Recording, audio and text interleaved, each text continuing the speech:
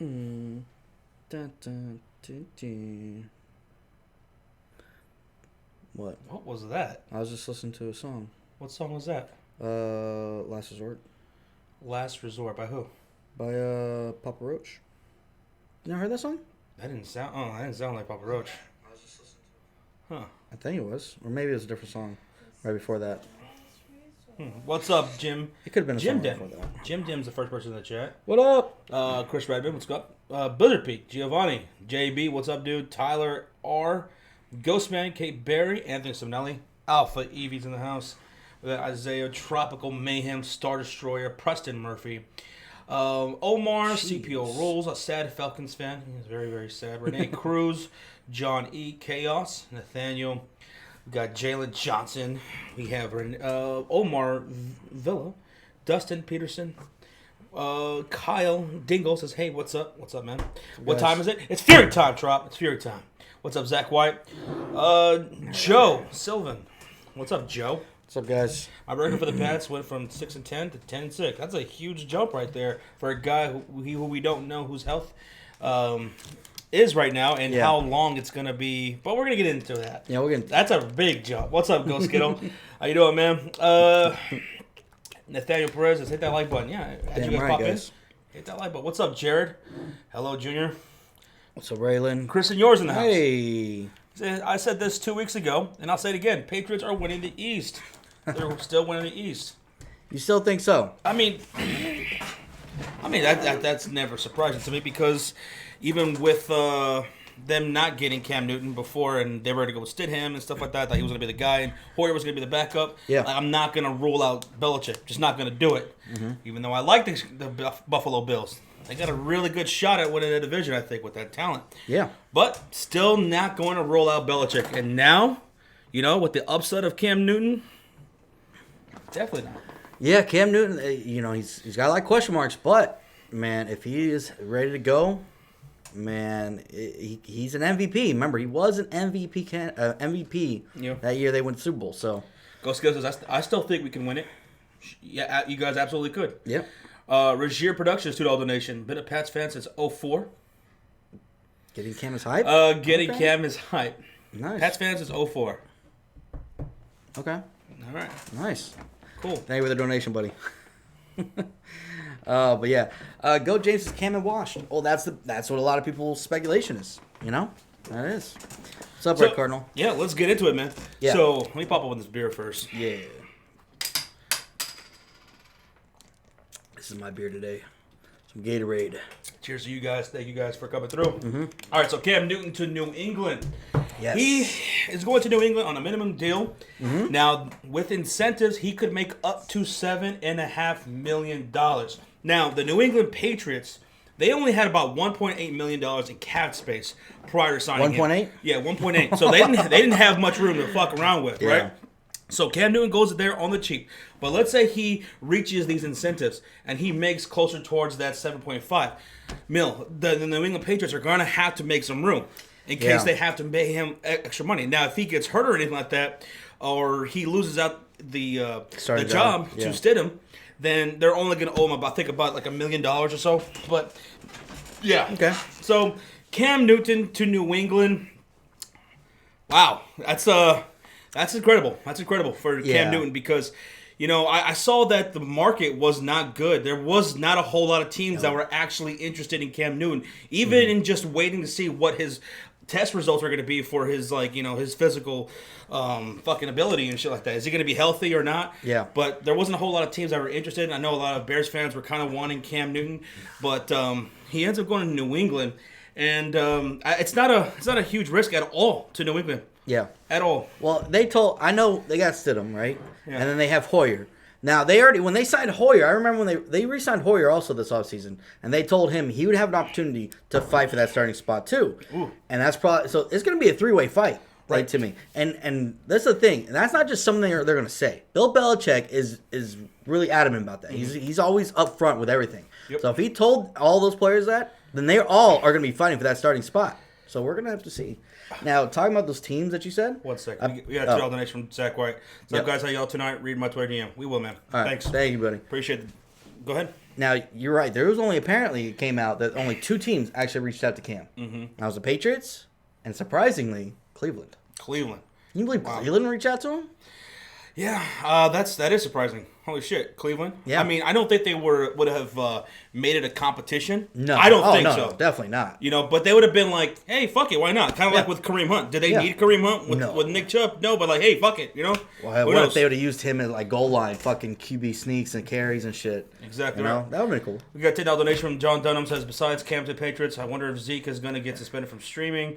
Is that a rule when streaming? I don't know, but if NFL didn't change it, he probably would have been suspended. I have no idea what you're talking about.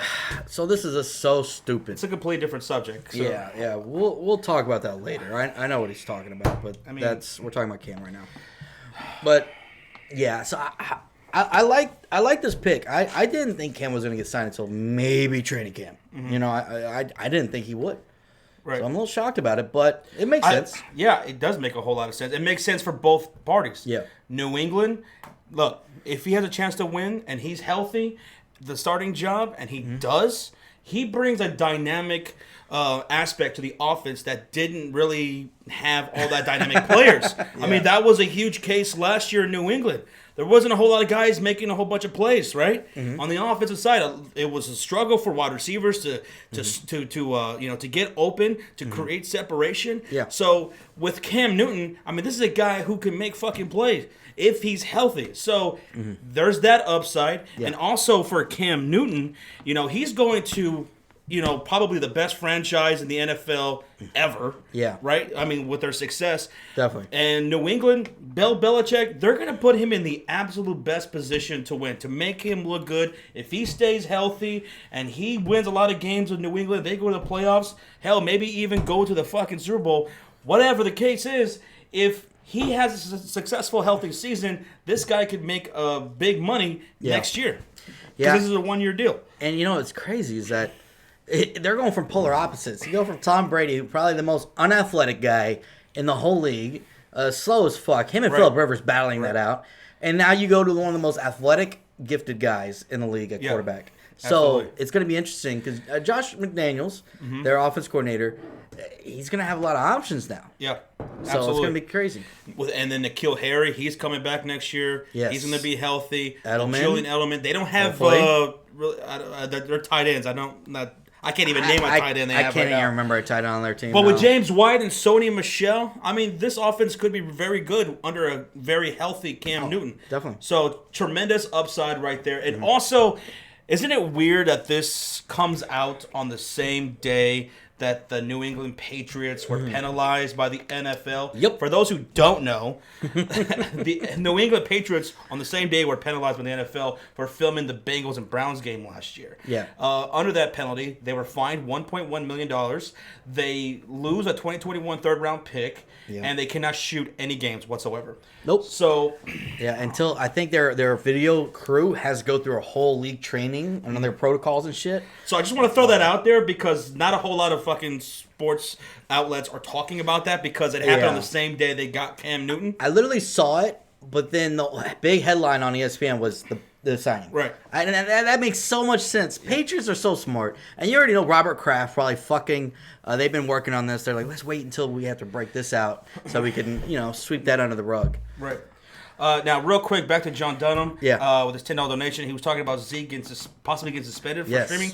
I have no fucking idea what the hell that is about. What happened? So this is what happened. Apparently, he was on stream. Yeah. And he says, I'm so lit right now. So people say that when they are drunk. Like, oh my God, I feel so lit. But people are taking it saying that he was high. Oh my God. Are you serious? But I've heard people use it for both. But people are automatically assuming that he meant he was high. But he never said, I was high. Wow. And then apparently a news station came out and published saying that said, "Oh, Zeke Elliott was high on stream," and he's suing them for defamation. Oh, good. So because you can't just throw out assumptions. He said he was lit.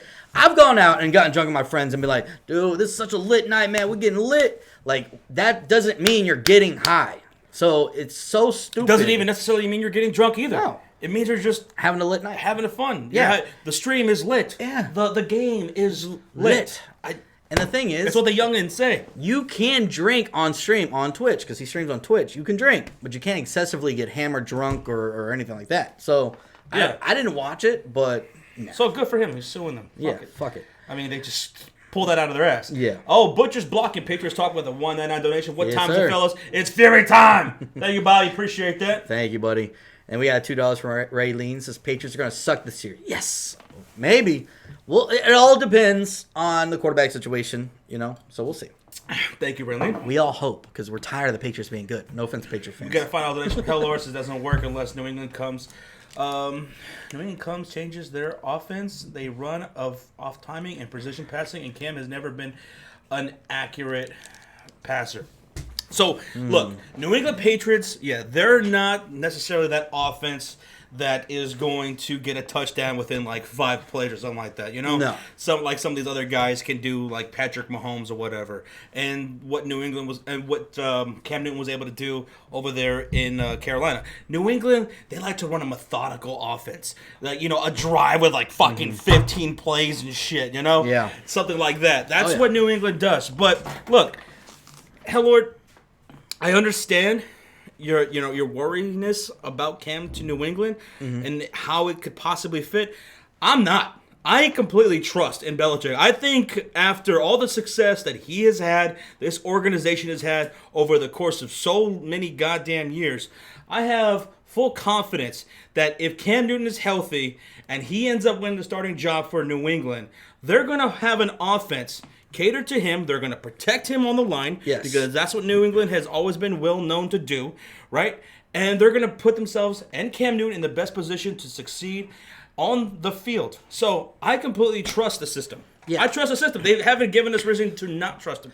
And this is the thing. If Cam Newton gets back to his old self, running the ball, doing option plays and all that stuff with James White and Sony Michel. They want to eat up the clock. They have a good defense. They have a great defense. Now eat up the clock, long drives, just like Josh said. I think that's what they're going to go to. They're going to have to change their whole offense around because now they can run different type of plays. And I'm fine. And I'm confident that they're going to be able to do that. Josh McDaniels is a great offensive-minded guy. Yeah, they're going to play to their strengths. Oh, that's what they do. And Zeke didn't. Apparently, Josh didn't correct me. He didn't say lit. He said faded.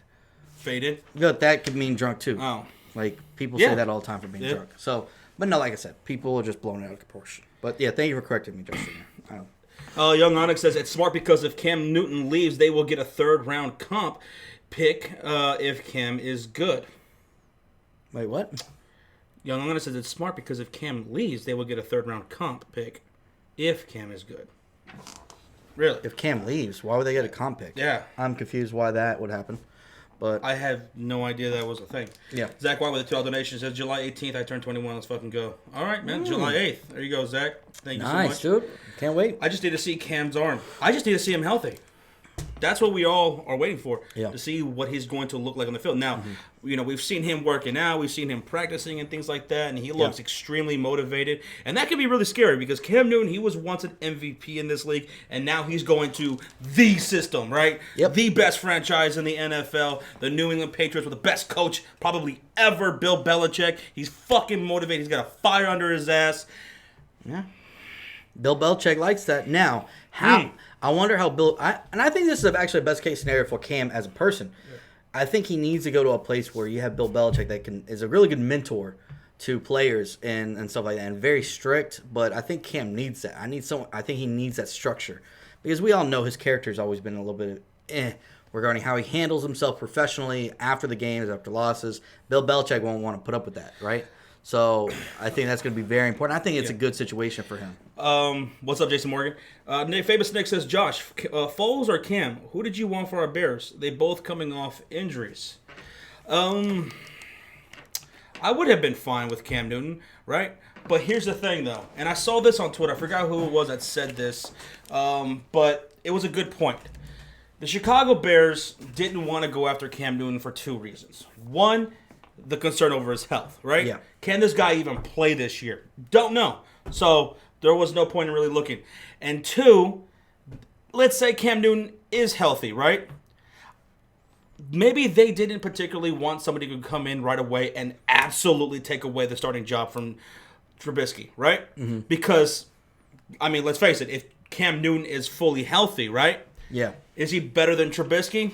I think so, right? But with Nick Foles coming in and him coming off of an injury, maybe he has Trubisky a better chance of winning the starting job. There's going to be a legit competition during the offseason. So yeah. I don't know. I think with Cam Newton, I think they felt more worried about his injury as opposed to Nick Foles. And two, if he was healthy, the upside there is that then Trubisky definitely isn't going to play if Cam is healthy. Yeah. And they didn't want that.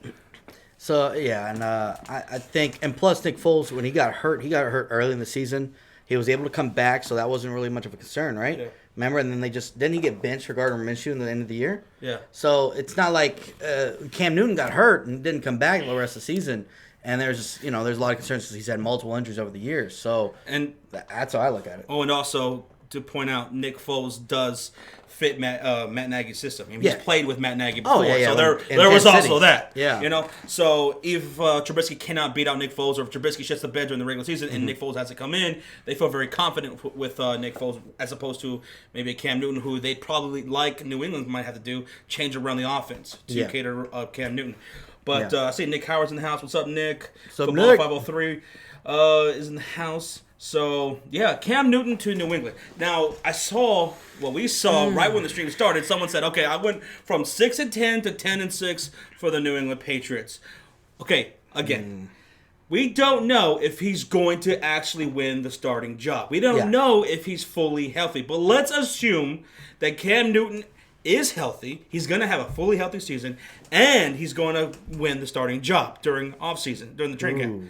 So, real quick, $1.99 donation from Kevin Rudge is, let's have a great show, boys. Bless up, stay safe. Thank you, Kevin. Love you, buddy. Appreciate that. So, where do you see New England with a healthy Cam Newton? They definitely can win the NFC East, right? Yeah, AFC East, I'm sorry. Yeah, they could win It's the between AFC East. It's between them and Bills. Buffalo. It's tough, man, because the Bills improved a lot over the offseason, right? They did. So But they could. Yeah. That's true. Man, it's tough, man. So check this out. It's tough. Updated odds to win the AFC. Number 1 is Kansas City. Number 2 is Baltimore. New England is number 3. Wow. Pittsburgh is number 4. Indianapolis is number 5. Indianapolis, 5. Wait, what? Buffalo, number 6. That's disrespectful. Tennessee, number 7. Cleveland, 8th. Los Angeles Chargers, 9. And Houston, 10. I don't know how Indianapolis is over Tennessee and Buffalo. And especially since as of right now, I think Cleveland will be a better team than Indianapolis this year. Yeah, I don't know about that Tennessee one, or I mean Indianapolis one. Now, it's tough to say, man, because you're right. Is Cam Newton going to be healthy? First. Second, is his arm going to be there? Bills have a good defense, so they could slow down that running game. Is Cam Newton going to be able to beat him on the throwing game? But I will say this. Norv Turner came out and told Belichick that he thinks Cam Newton's fine. He'll be able to overcome any injuries and all that shit. And that was a big reason, apparently, why Bill Belichick did eventually sign him. But it's going to be interesting to see how...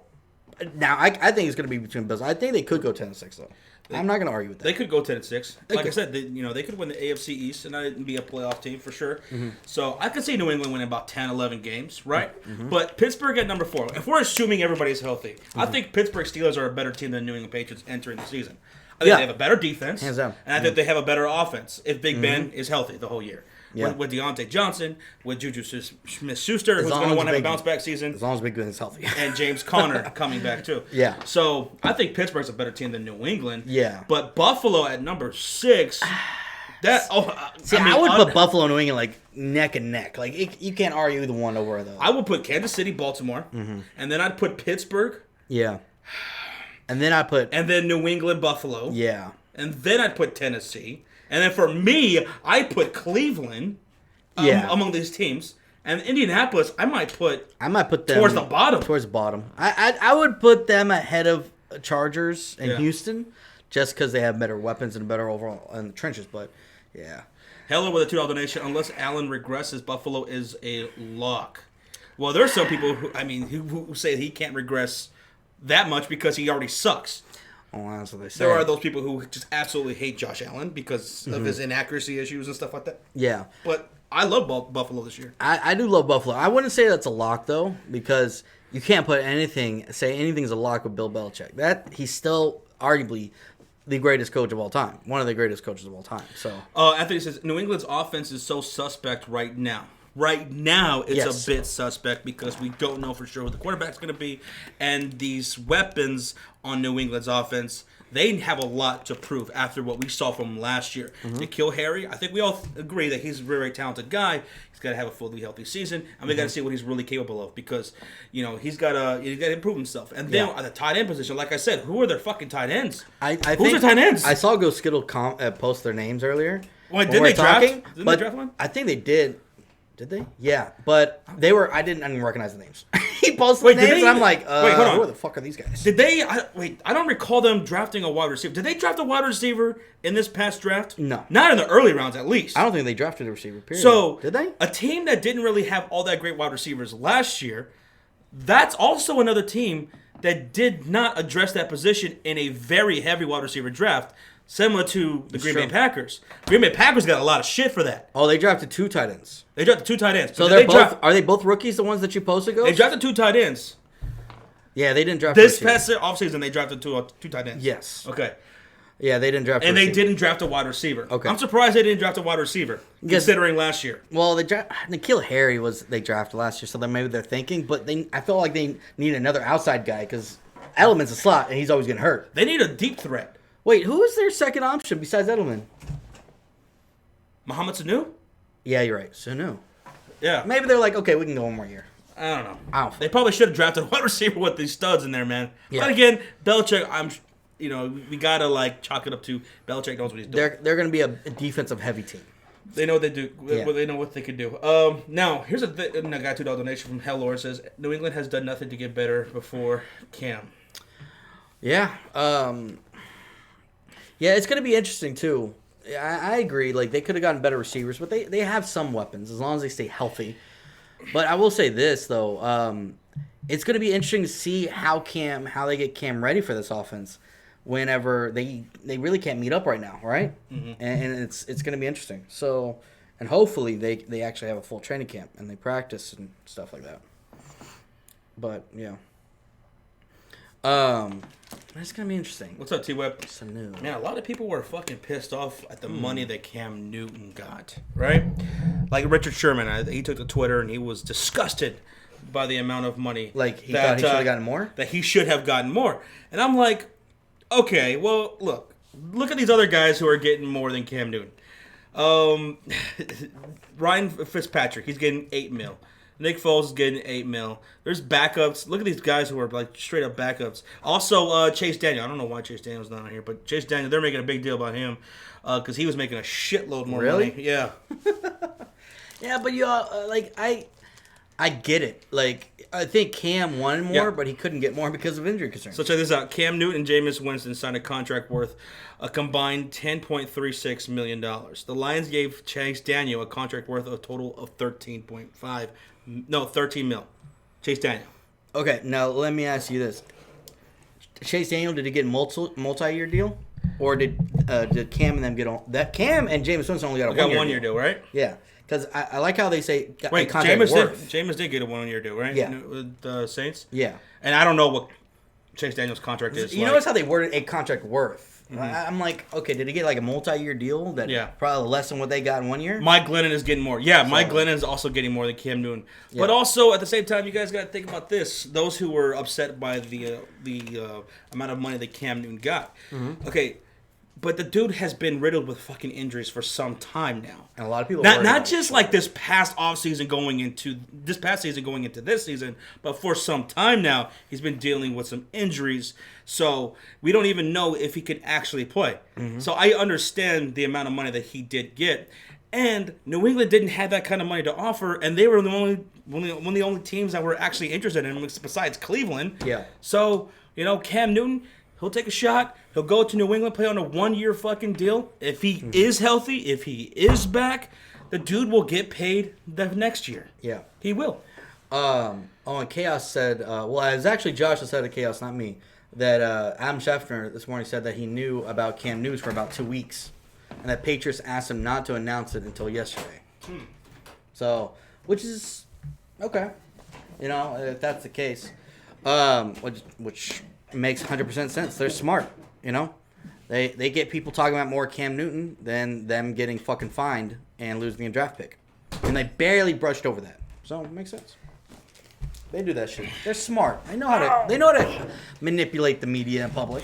Now, what does this mean for fantasy football with a healthy Cam Newton? Well, Joe Nettleman's stock rises and James White's stock rises. Yeah, I was gonna because say he's the James pass catching back. So those guys, and even Sonny Michel running the ball because everybody's gonna be focused on Cam on the options. yeah. So Cam Newton healthy, he boosts these guys in fantasy. So look, just think about where Julian Edelman's getting drafted right now, right? And I say more so him than James White, Julian Edelman than James White, because people are still taking him. Yeah. He'd probably go like maybe a round or two earlier now. Yeah. Especially if we know Cam Newton is going to be healthy. But a Julian Edelman, he's going really late. Now, that's a guy who can give you a ton of fucking value, because right now, where's he going? Like around 12, 11, something like that. So, yeah, he can give you some tremendous value if Cam Newton is fully healthy. Yeah. It does change. Now, would you take Cam Newton as a starting quarterback in fantasy? Fuck no. No, not at all. I wouldn't. Not at all. I'd be more. Even if you guarantee me right now that you have a crystal ball and you're like, Cam Newton is going to be fully healthy. Start. You're not going to tell me with stats, but he's going to have a fully healthy season. Yeah. I think about maybe drafting him as my backup, but there are other options. Yeah, I would. I'd back. We don't know what that offense is going to be. Backup at the most, and we don't know if he's going to stay healthy. Yeah. You know, that's so. But you know what? I bet you there are going to be those people who are going to draft Cam Newton. Oh, please do. I want you to be as your starter. Yeah. Do it. Junior is still solid enough just as a spot-up guy. I think they're talking about J.R. Smith. J.R. Smith? Oh. Well, J.R. Smith, yeah, he got signed by the Lakers, right? Yep. Apparently, it's got to get finalized by tomorrow, because tomorrow's the cutoff time. All right, so J.R. Smith and LeBron James getting back together. Yeah, makes sense. Apparently, they've been talking ever since Avery Bradley, like, what, a week ago or 2 weeks ago? Said he wasn't wasn't going to play. Yep. So they needed another shooting guard. Right. So it makes sense. I'm fine with it. Good veteran move right there. And LeBron knows him. Yep. You know, hopefully he realizes that it's a tied game. And, I've seen the memes already. J.R. Smith, LeBron James on the same team again. Also, was Dinwiddie, right, of the Nets, got tested positive. Yeah. And he was saying that he's unsure that if he was going to be able to make it to the start of the NBA season in Orlando. A lot of players are pulling out. Here's what he was saying. Yeah. He was saying that he took it very serious. He was social distancing. He was taking precautions and everything like that, right? So he goes to New York for practicing and stuff like that. And during that time, he got fucking tested positive for coronavirus. So another fucking NBA player getting tested for the virus, dude. Yeah. And, you know, we were talking about this during the Up All Night stream. You know, and a DeAndre lot more. Jordan, by the way. DeAndre Jordan? Same teammate, the Nets. Wow. Just want to throw that out there. Shit. Yeah, Spencer. Dinwiddie and DeAndre Jordan? And DeAndre Holy Jordan has COVID-19. Okay. Yeah. So we were expressing these concerns on the Up All Night stream. You know, what if there continues to be more and more cases amongst these NBA players, and especially going into Florida where the cases are just spiking to hell like every single day, like hitting record new numbers. Did you hear about the record we had? Here in Texas? No, the whole United States. Oh, what is it? Record. I think it was Saturday, I think it was. 45,000 new cases in one day. 8,000 out of Florida, which is record. That we've never had that many cases in one day, apparently in the U.S. That's crazy. But yeah, go ahead. No, yeah, I mean, that you have confidence in all these tests? Confidence in these tests? Like, what do you mean? Yeah. I don't understand. I mean, yeah. Yeah, they're testing, and they know how to test for the virus now. Mm-hmm. Now there's some times where the virus doesn't show up, but right, and they said that a long time ago. Well, in the early stages, I don't know what it's like now. Oh yeah, true. Yeah. There were some people who had it, but even the tests weren't showing that they actually did. Yeah, you know. But I imagine they've adapted. Hi, Bobby. Jesus. What's up, Bobby? I personally got to talk to him about it because he isn't allowed to say this. It's against his guidelines, his chaos. You got to personally talk to him? Then you probably shouldn't be telling people if he's not supposed to tell people. I would not believe everything the media tells you. Oh, Jesus Christ. Yeah. Ghost Skittle says, Nets were getting bounced regardless. I don't know. Yeah, but the thing is, there's always going to be that what if, man. It sucks that Dinwiddie. It sucks you lose two of your starters pretty much. What if Beal and the Wiz make a run and get in? How would people view Beal after that? I mean, how do people view Beal now? I think most people agree that he is one of the better shooting guards in the league. So he was the second half of the year before he got canceled. He was leading the league in points per game. Like, he was beating LeBron. He was beating everybody. I think he was averaging 36 points a game. This guy was tearing it up. So, oh my God, Wilson Breckenridge. Jesus. Wait, we're offline. What? We're back. That was weird. It didn't even drop on there. That must have been YouTube. I guess refresh. Yeah. I guess that was on YouTube because. Yeah.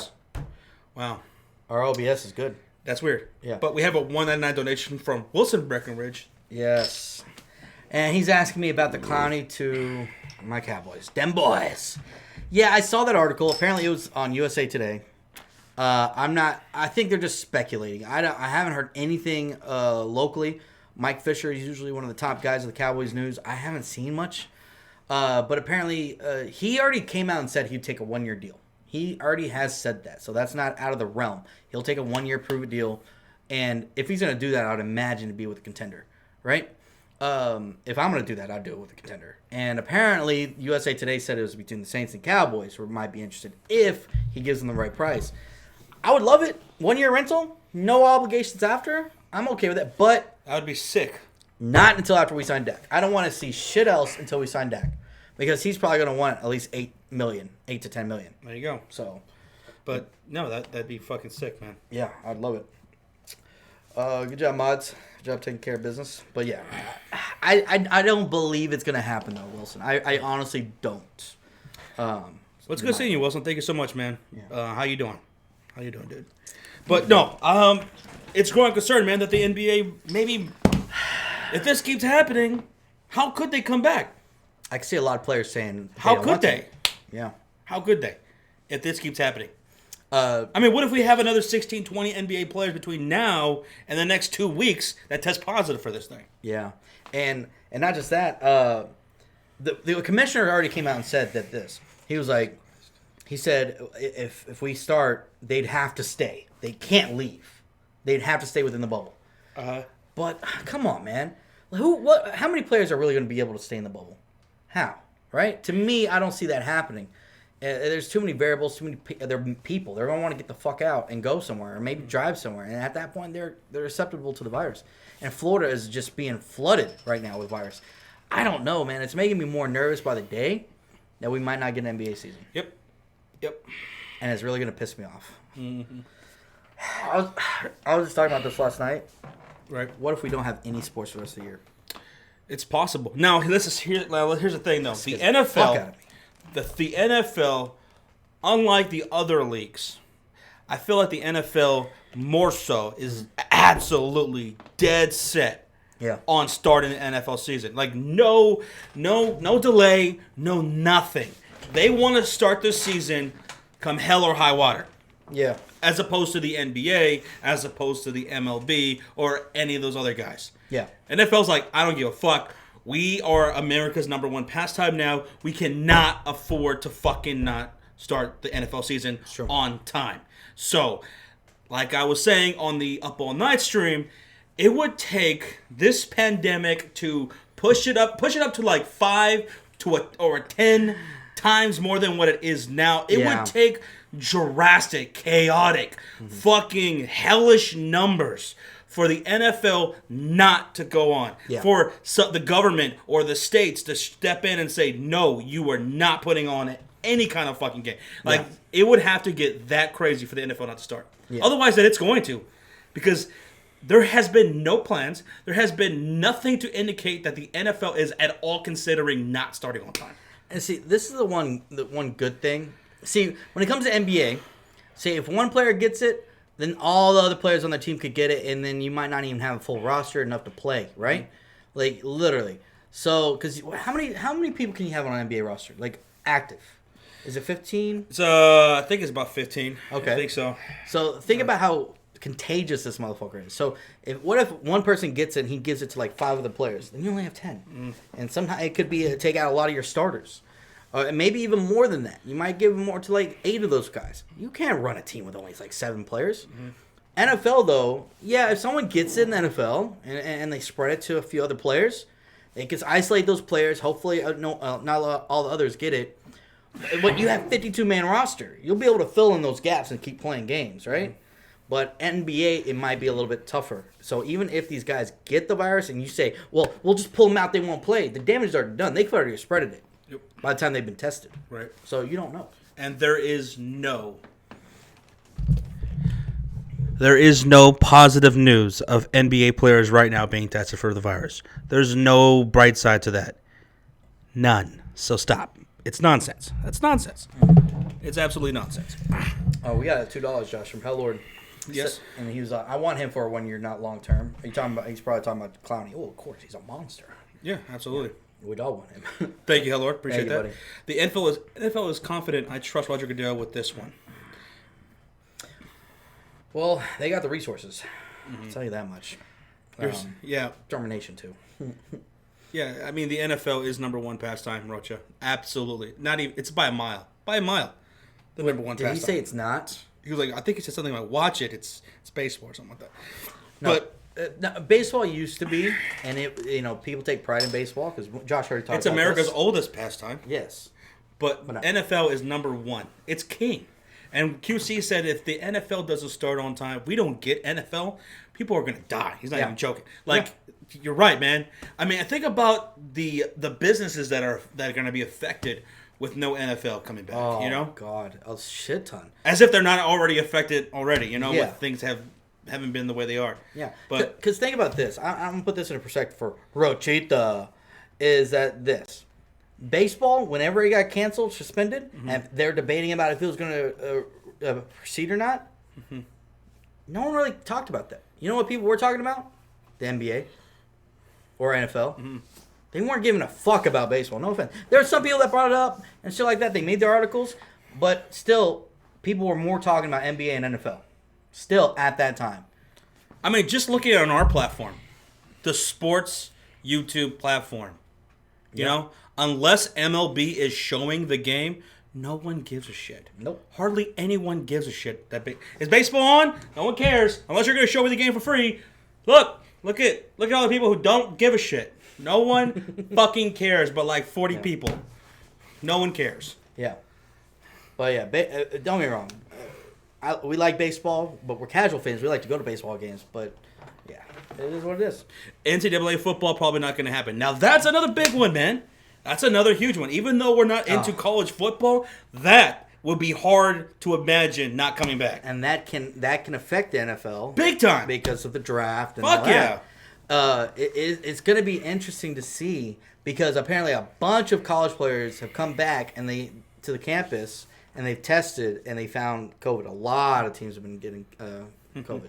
So it's going to be interesting. MLB is still alive. And look, I don't hate baseball. Sean doesn't hate baseball. No. I love my Cubs. He loves his Texas Rangers. And whenever we get a chance, we go catch games. Because going to a baseball game is so much fun. But look, I mean, you can't compare the ratings of Major League Baseball. No. You can't compare the impact of baseball today to the NFL. There's no way. No way. Yeah. People look forward to NFL every Sunday, Thursday, Monday. Baseball, you go ask, like, if there's something better going on, and you're like, oh, I'm going to go out to dinner, but there's a baseball game. Here's what I'm saying. Here's what I'm saying. Are my Cubs playing? Okay, they are. Now, who are they playing? Okay. All right. If the answer is no, Cubs are not playing, I don't give a fuck. Why'd you even tell me? Why'd you even tell me? I'm mad now. Give me a fucking beer. Like, let's put it in perspective. I guarantee you, if a girl hits you up and is like, hey, let's go hang out. Oh, but my San Francisco Giants are playing. You're not going to say no to that girl, right? You're not going to say no. But I guarantee you, on Sunday, when it's fucking 49ers about to play, you're like, I'm busy. I'm watching football. Mm-hmm. Simple as that. Just like boxing and UFC. Yes. Boxing used to be king. It's not anymore. Nope. It's UFC. Mm-hmm. It sucks. No, not really, because I'm starting to get into the UFC. I really am. I'm digging it very, very much.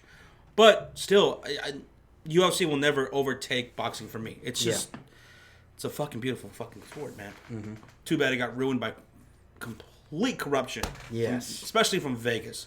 I mean, complete and utter corruption. You want to talk about sports conspiracies and corruption? Boxing. Look no further than boxing. Boxing pretty much runs it. Jesus Christ. Boxing pretty much runs it. Let's see. Chrisley says, let baseball players do steroids again. Oh, Chrisley. Yeah. If any sport is, we're okay with steroids, please. Baseball. No, honestly. Yeah. Think about when they were doing steroids. We had the home run hitting competition between Sosa and Mark McGwire. We had Barry Bonds. We had Roger Clemens. All these fucking guys steroiding it up. And we saw some fun, crazy goddamn times back in those days. Yep. Bring that back. Bring it back. I'm fine with it. I mean, but at the same time, there's questioning with the health of the MLB players, right? Taking steroids or whatever. But hey, they're fucking going as adults. If they want to do it, fucking do it. Is it really cheating if everybody's doing it? Right? Nope. That's why I say let Roger Clemens and all these other steroid guys, put them in the Hall of Fame. Yeah. Here, put Barry Bonds in the Hall of Fame. I'm fine with any of those guys being in the Hall of Fame because everybody was doing it. Everybody was on the same fucking level back then. Yeah. And anybody who was saying that they're not, fuck that. They're lying. Because if everybody's doing and has access to do the same thing, then no one's cheating. Everybody has access to do the same thing, same workouts, same supplements. Then no one's cheating. At that point, it's just your choice. The home run derby was great this past summer, though. It was. The MLB All-Star. Vladimir Guerrero and that was fun. That was fun. That was cool, but now put that in the fucking games. Yeah, put that in the games. Yeah, have like 2 or 3 guys trying to reach 70 home runs on the season or something. You know? Oh god, let's have that. Like, how many home runs was the most last year? I don't even know. Rocha? I don't give a fuck. Rocha. I'm just saying, you don't see like the hitters like we saw back in the day. People are supposed to be more athletic nowadays. Like, I want to see more. But yeah. 49ers Revenge Tour. What do y'all think? 49ers Revenge Tour. Revenge Tour. So to get revenge, they would have to get back to the Super Bowl and hope to see Patrick Mahomes, especially them. You know, it'd be cool to win the Super Bowl, but see 49ers and the Kansas City Chiefs duel it out again at the Super Bowl. That could be a really good, fun matchup because of how talented both teams are. That offense versus that defense. But am I doubting that the 49ers can get back to the Super Bowl? Absolutely not. They're a great fucking team. Yeah. Great fucking defense. Good offense. Very good offense. So, no, they can absolutely win the division next year and make it to a Super Bowl. They're a Super Bowl contender in my eyes going into 2020. They are. Now, I want to mention this. So we have someone that came in here self-promoting, NFL Nerd. He's flipping out on the mods who are correcting him. Bro, you're going to come in here, you self-promote, our mod's going to get on your ass, and they're telling you the rules, and they're trying to be nice about it. They could have just timed you out and not said shit to you. So you could calm down and respect them and respect our rules and get over it. Simple as that. I just want to say that. If you wanted to invite us onto whatever you got going on, cool. In our description, in our about, we have means of you doing that the right way. Email us, DM us on Twitter, DM us on Instagram. Don't do it in the chat. No. I mean, that's like an unspoken rule. Well, actually, it's not an unspoken rule. That's a rule that everybody all across the content creators know not to do. So, if you didn't know, well, there you go. Now you know. Yeah. We're telling you very nicely. All right? Yep. Thank you for listening. People don't understand. Like, you don't promote your own shit and other people's stuff. Yo, what's up, Sean Wilson? Sean Wilson's in the house. What's up, bro? Eagles versus Ravens, Super Bowl 55. Eagles versus Ravens. Ravens can absolutely make it. You tell me the Ravens make it to the Super Bowl? Yeah. That's fine. They have the easiest schedule. They're one of the best fucking teams. Yeah. They could have the best defense this year. Good. The Eagles. The Philadelphia Eagles. Now, I'm biased. The thing about the Eagles is that, first off, you got to get over the major hurdle of staying healthy. Now, I know they have had success even with dealing with a ton of injuries. They went to the Super Bowl with a backup quarterback, and they won. And that backup won the MVP at the Super Bowl. We know that. And the next year, they made it back to the playoffs, right? And last year they won the division, right? Yeah, they won the division. Yeah. Man, the NFC East was a shit It was. show. They last won year. it 9-7. You guys should have. You guys should have fucking won it. Our team gave up. Okay, our team fucking gave up. I think week 14 after you guys lost to us, I think it was over. I think we just gave up. Yeah. I think we're just done with Jason Garrett. Yeah, At that point, exactly. Because I didn't. Wait, see any wasn't drive. the Bears game where the Cowboys players were just like?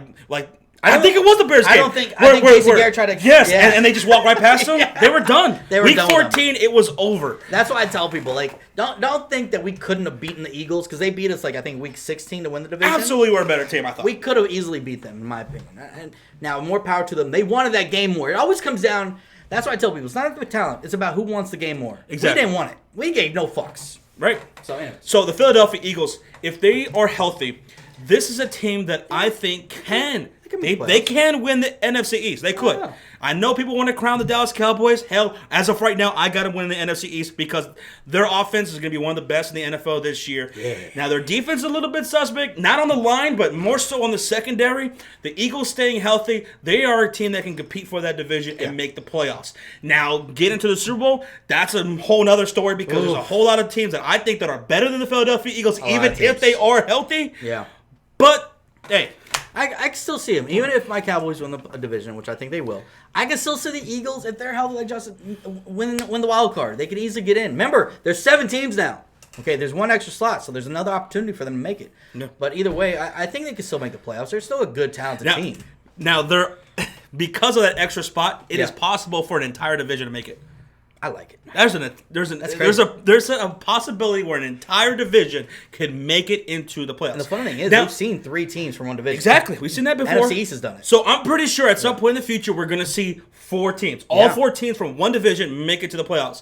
Now, Whoa. if I were to put my money on what division that could possibly be not just going into 2020 but going into the near future, who would be that division that first does it? To me, it would be the AFC North with the Bengals, with the Steelers, with the Cleveland Browns, and the Baltimore Ravens. Baltimore Ravens, yeah. The Bengals, they keep making these moves. Joe Burrow turns into that beast quarterback. Maybe in a few years, maybe we see the entire AFC North make it into the playoffs. What if mine from the NFC South?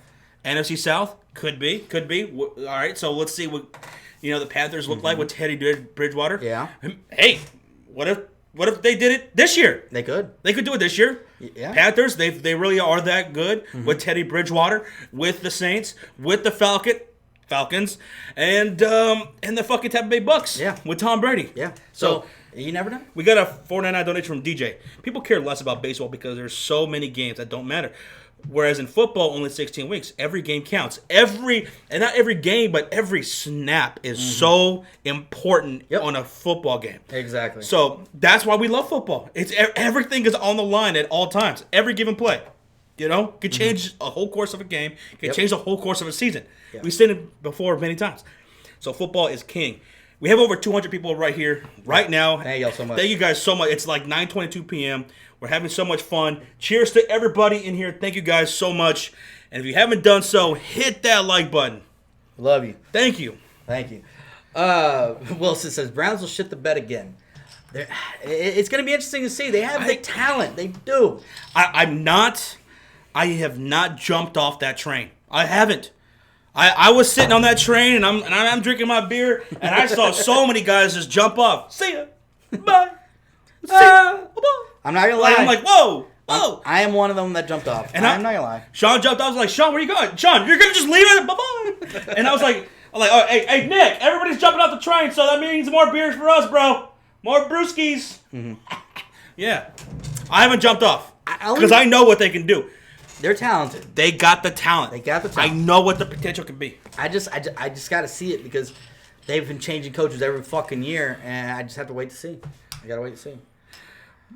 We got a $4.99 donation from NFL Nerd. He says, sorry for promoting. I'll come and leave your stream. Didn't want to act like I was promoting. I just love talking football. Have a good day, y'all.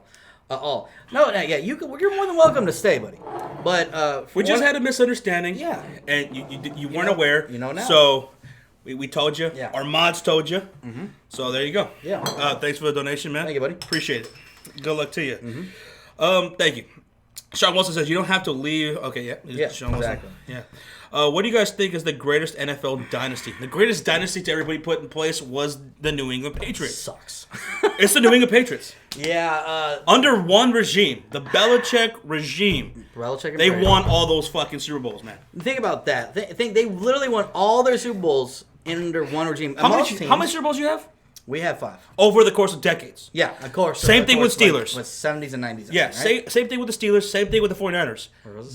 But Belichick, he did it from like the start of the 2000s. Yep. All the way to 2020 under one regime. When they beat Carolina?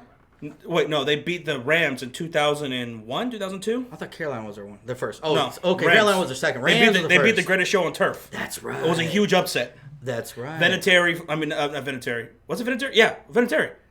Vinatieri fucking hit the game-winning field goal in the Super Bowl. That's right. Okay. But he still hit like almost every game winner. That was also the year of the tuck rule in the AFC playoffs. That's right. Against the Raiders. That's right. Because if it wasn't for the tuck rule, it would have been the Raiders in the Super Bowl against the Rams. Should have. No, it's. But that's the greatest dynasty in the NFL. Yeah, and the NFL. Now, what's the greatest dynasty in the NBA? We already know. Go ahead. Soak it up, Josh. Now, okay, but here's the thing, though. It's you gotta say it's between Boston and LA because between each of them. Wait, like I forgot what it was. Your Bulls? Wait, hold on. I'm getting there. Okay. Okay, so Boston and LA, right? That's Each true. franchise has 16, 17 titles overall. That's true. Chicago Bulls have 6. We have 6. The San Antonio Spurs have what? They won 99, 2003, 4? 05, 07, and I think they won 2013 or something like that. So they got 5. They got 5. Yeah. All right, but here's the thing. And we were talking about this in the Discord the other day. Join the Discord if you haven't already because we have the wildest conversations. But this was a good one we have. Mm-hmm.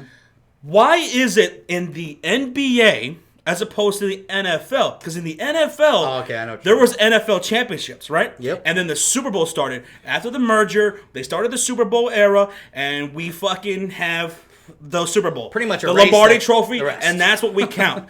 And we say, oh, look at the Chicago Bears and the Cleveland Browns and all those teams that won all those NFL championships. The NFC title is named after Hallis, our fucking old Papa Bear coach, you know? Mm-hmm. Oh, but good for you for winning those NFL championships. But we're not going to count those. We're only going to count the ones that only matter, and that's the Super Bowl. Yep. So in the NBA, how come we don't do the same thing? Why don't we only count the NBA titles after the merger of the NBA? That should be the case. Because if we did, I think the Chicago Bulls, Celtics, and Lakers, I think they're tied. They're all tied, yeah. I think we're tied with one of them, and the other one has 5 since the merger. Yeah. But the Chicago Bulls would be right up there. So,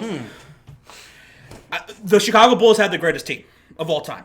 Yeah, right? they do. The greatest team of all time. Yeah. But I would say the greatest NBA franchise would be the Los Angeles Lakers. Yeah, overall. But I'm gonna say Lakers. But dynasty-wise, dynasties is not your whole franchise's history. It's like dynasties how length of period you were good. Okay, well right? then the greatest dynasty was the Chicago Bulls. Exactly. It was the Chicago Bulls. I think y'all could have won even more if they would have kept that team together. The greatest dynasty to ever rule was the Chicago Bulls in the late 90s. Yeah. And the second greatest dynasty was the early 90s Chicago Bulls 3P. There you go. So, yeah, it's but no, the Lakers are arguably the greatest franchise of all time, them and the Celtics. I mean, but yeah, like you said, it was before the merger. It's before they had better competition in a lot of those cases. So, greatest franchise, Lakers. Yeah. Greatest dynasty, Chicago Bulls. Yeah. Also, I was telling you guys on the fucking Up All Night stream how I was looking at that vintage shop and I was thinking about getting some old school fucking jerseys and hats and fucking gear and shit like that, like those starter jackets. You guys remember those? Old school guys, old heads. You guys remember those? They were the fucking best. And remember those jackets where they had all the patches of the fucking teams and shit? Oh yeah, those are fucking awesome. Those are badass. But the guy who runs the vintage shop, what he was saying that the team that sells and pushes the most merchandise today to this day, and it has been since the 90s. Yep. It's Chicago Bulls. Oh, yeah. People love the Bulls. The colorway is fucking amazing. The shoes, the fucking hats, everything is just on point. Oh. It's Bulls. So many people fell in love with the Bulls, especially with Jordan, right? Growing up as a kid, especially our age, people fell in love with Jordan. A lot of people, Jordan made the NBA prime time, in my opinion. All over the world, too.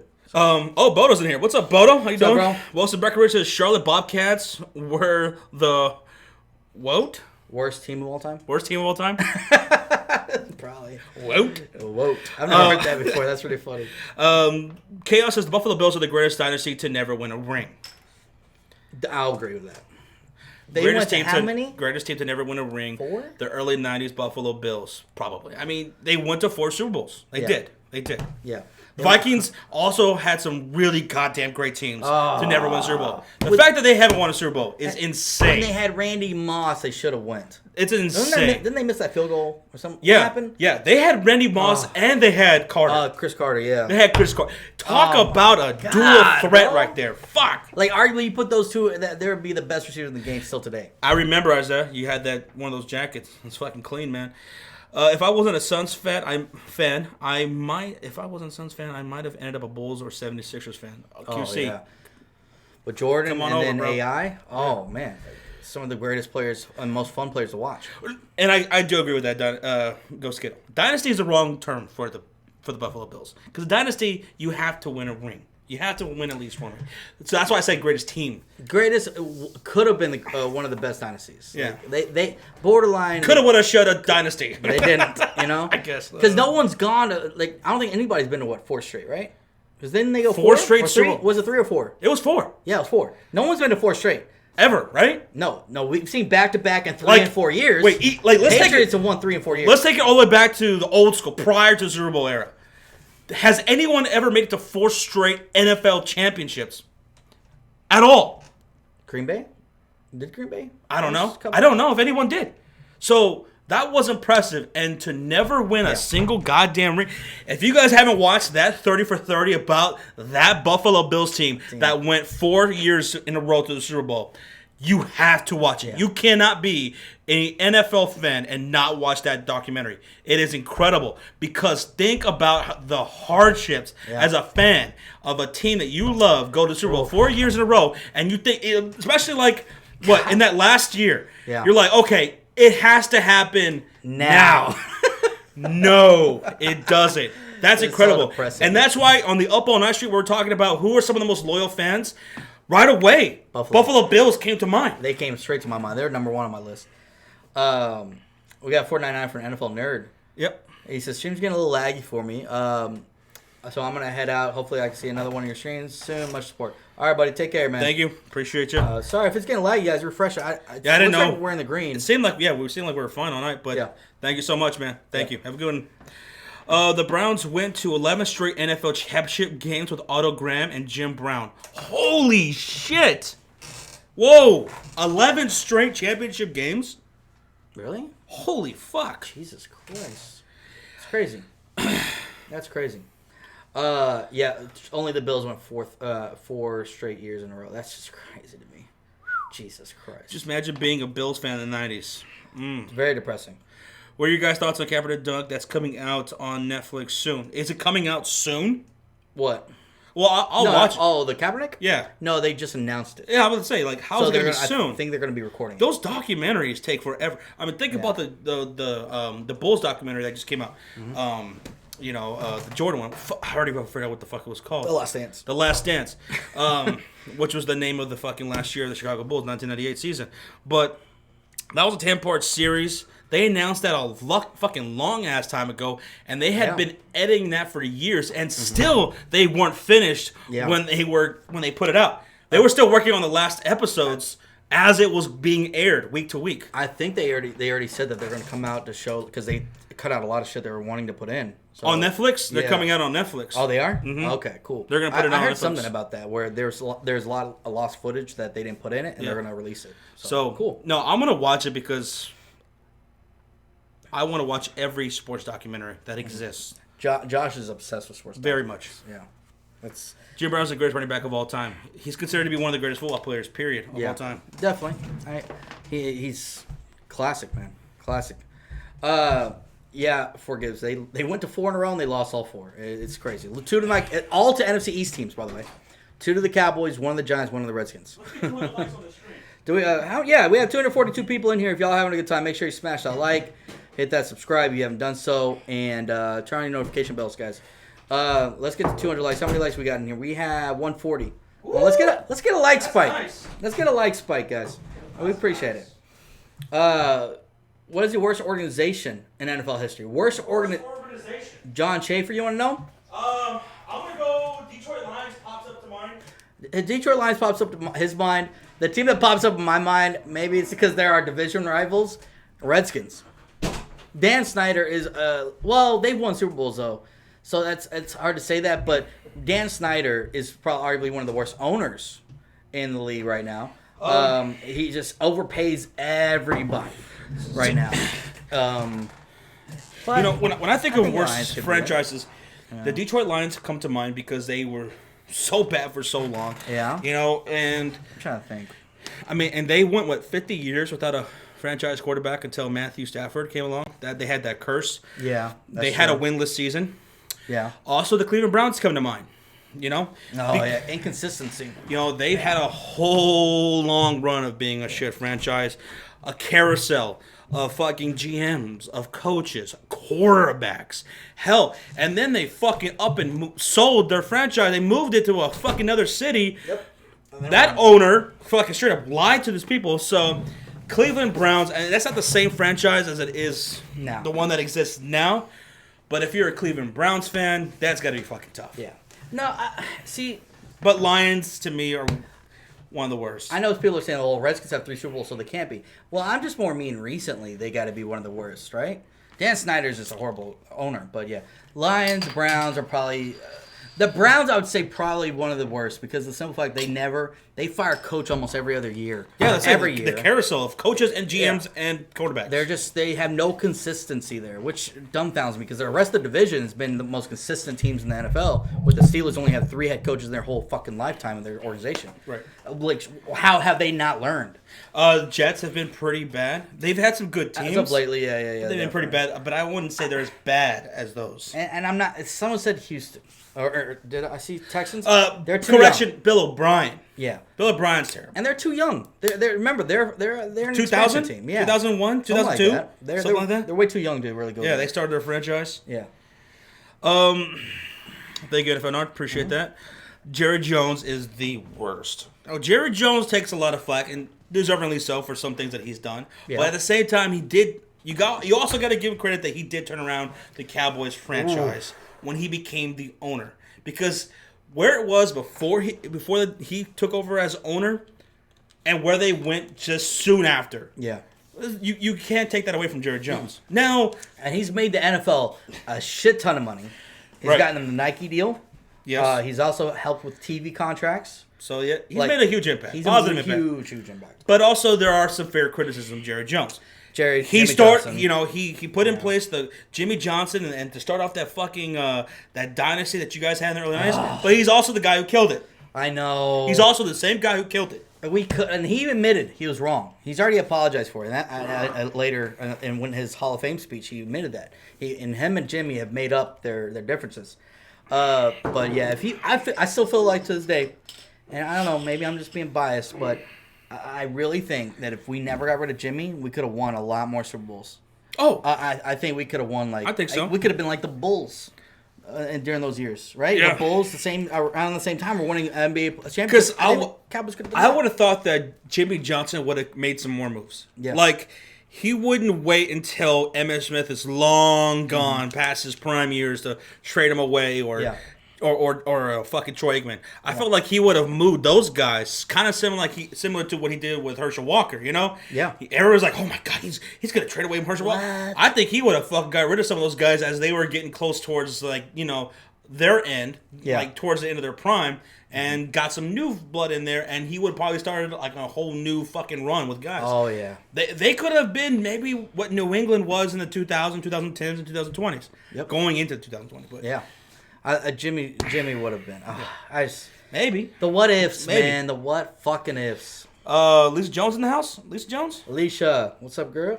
What's up, girl? I thought I saw someone say, hi, Alicia. We got a $2 donation from Raylene. Says, go Steelers. Only 3 coaches is crazy. Yeah. When we were talking about some of the best franchises on the Up All Night stream, I mentioned the Pittsburgh Steelers. They've been very, very consistent, especially when it comes to coaching. They've won a shitload of titles. And they have, again, in what my opinion is the biggest NFL fucking fan base there is.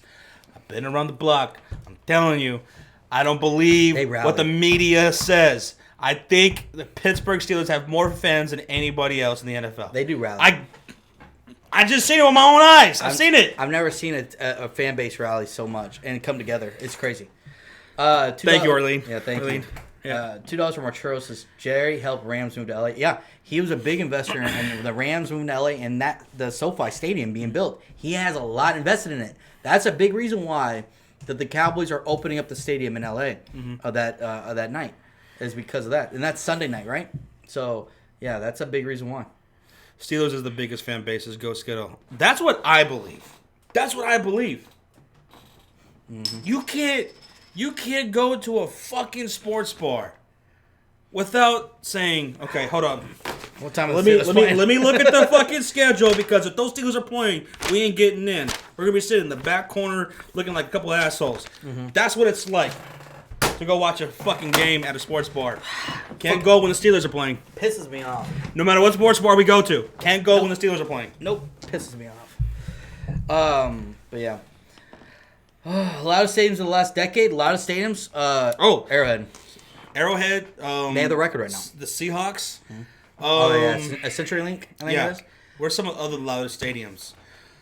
Those got to be the 2 loudest in the U.S. What US. about the Superdome? Is the Superdome one of the loudest? Ooh. New Orleans? I figured because it's a dome. Could be. But it was crazy is that Kansas City's not even a dome. It's the loudest. Jeez, Louise. I'm trying to think of what other stadiums might be the loudest. I don't know. Those are the only 2 that I know of here in the U.S. But Cowboys have the biggest fan base, dude. So the polls say. But we don't have the most loyalist fans. I'll tell you that. I'll admit that. Let me tell you something, Chris Lewis. Let me tell you something. All right? When the Cowboys and Steelers play, go to a Cowboys and Steelers game in Dallas. At their own home field. Go to one. And you tell me, what do you see more of? Tell me. Go to one. This is one thing I hate about Cowboy fans is they're very fair weather. They're very, they're not loyal. They will sell their tickets rather than go to their own games. And it just dumbfounds me. It really dumbfounds me. When I go to a Cowboys game, I expect some away team fans to be there. But when I go to a Cowboys and Bears game and half the stadium's Bears fans, or I go to a Cowboys and Steelers game, there's more Steeler fans there. That pisses me off. Romo has even called out our fans and told them to quit selling their tickets. I remember that to this day. It was at the Houston game, I think, and he said that literally they had to go to a silent count at home. Never heard of that before until fucking Dallas, and that's bullshit. Which NFL fan base do you think is the whiniest? NFL nerd, I'm going to go with Falcons or Saints. Now, specifically, we know some really good Falcons and Saints fans that are, real fucking motherfuckers who aren't crybabies. I'm talking about in general, for me, Saints and Falcons are the whiniest. They cry, man. I will say this: one of our very first when we did the season predictions, biggest is 49ers. The 49ers? Oh, they we have some cool ones in here, King and Rochita, Sir Cardinal, all y'all. But we had some whiny ass, bitchy ass fans. And another one I'll say, and they're probably the biggest on YouTube, is Eagles. Eagles, they can be. But they are almost cry to each other. Yeah, they cry to each other. Yeah. I'm trying to think of any season prediction video that we ever did in the years that we've been doing it. Yeah. I think the only one that I gave a trigger warning for at the start of it was the 49ers. That 1 year. Yeah. I gave a trigger warning. That was that was funny. Oh man, and we were right. We were right. But anyways, Colts is bad. I have never had bad experiences with the Colts until this past offseason. And specifically Twitter. I don't really see them on YouTube. Hardly ever. Colts are one of those fan bases I just hardly ever see. Like the Miami Dolphins, the Detroit Lions, Redskins. On YouTube, I don't see them all that much. Yeah. But on Twitter, man, the Colts fans, they talk a lot of shit. They are really fucking high on their Colts team. They honestly think they can win 14 and 15 games, and they have a legit shot as any other team, like the Kansas City Chiefs or the Baltimore Ravens, of going to the Super Bowl. And I'm like, calm your shit. Where the fuck are you getting this from? Where are you getting this fucking high confidence? I know you got some really good players. I know you got a good offensive line. I know you got a good front seven. But who's your fucking quarterback? You need to check yourself before you wreck yourself. Exactly.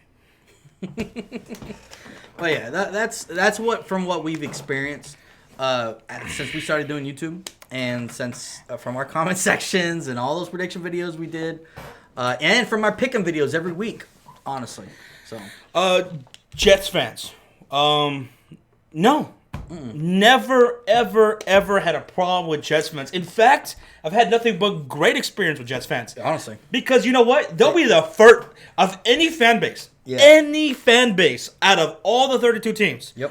The Jets fans will be the first to come right up to you and tell you exactly how shit they are. Exactly what their problems are. Yep. They know. They know. And they have been absolutely great. I haven't had a single bad experience with a Jets fan. Not one. I haven't either. I haven't.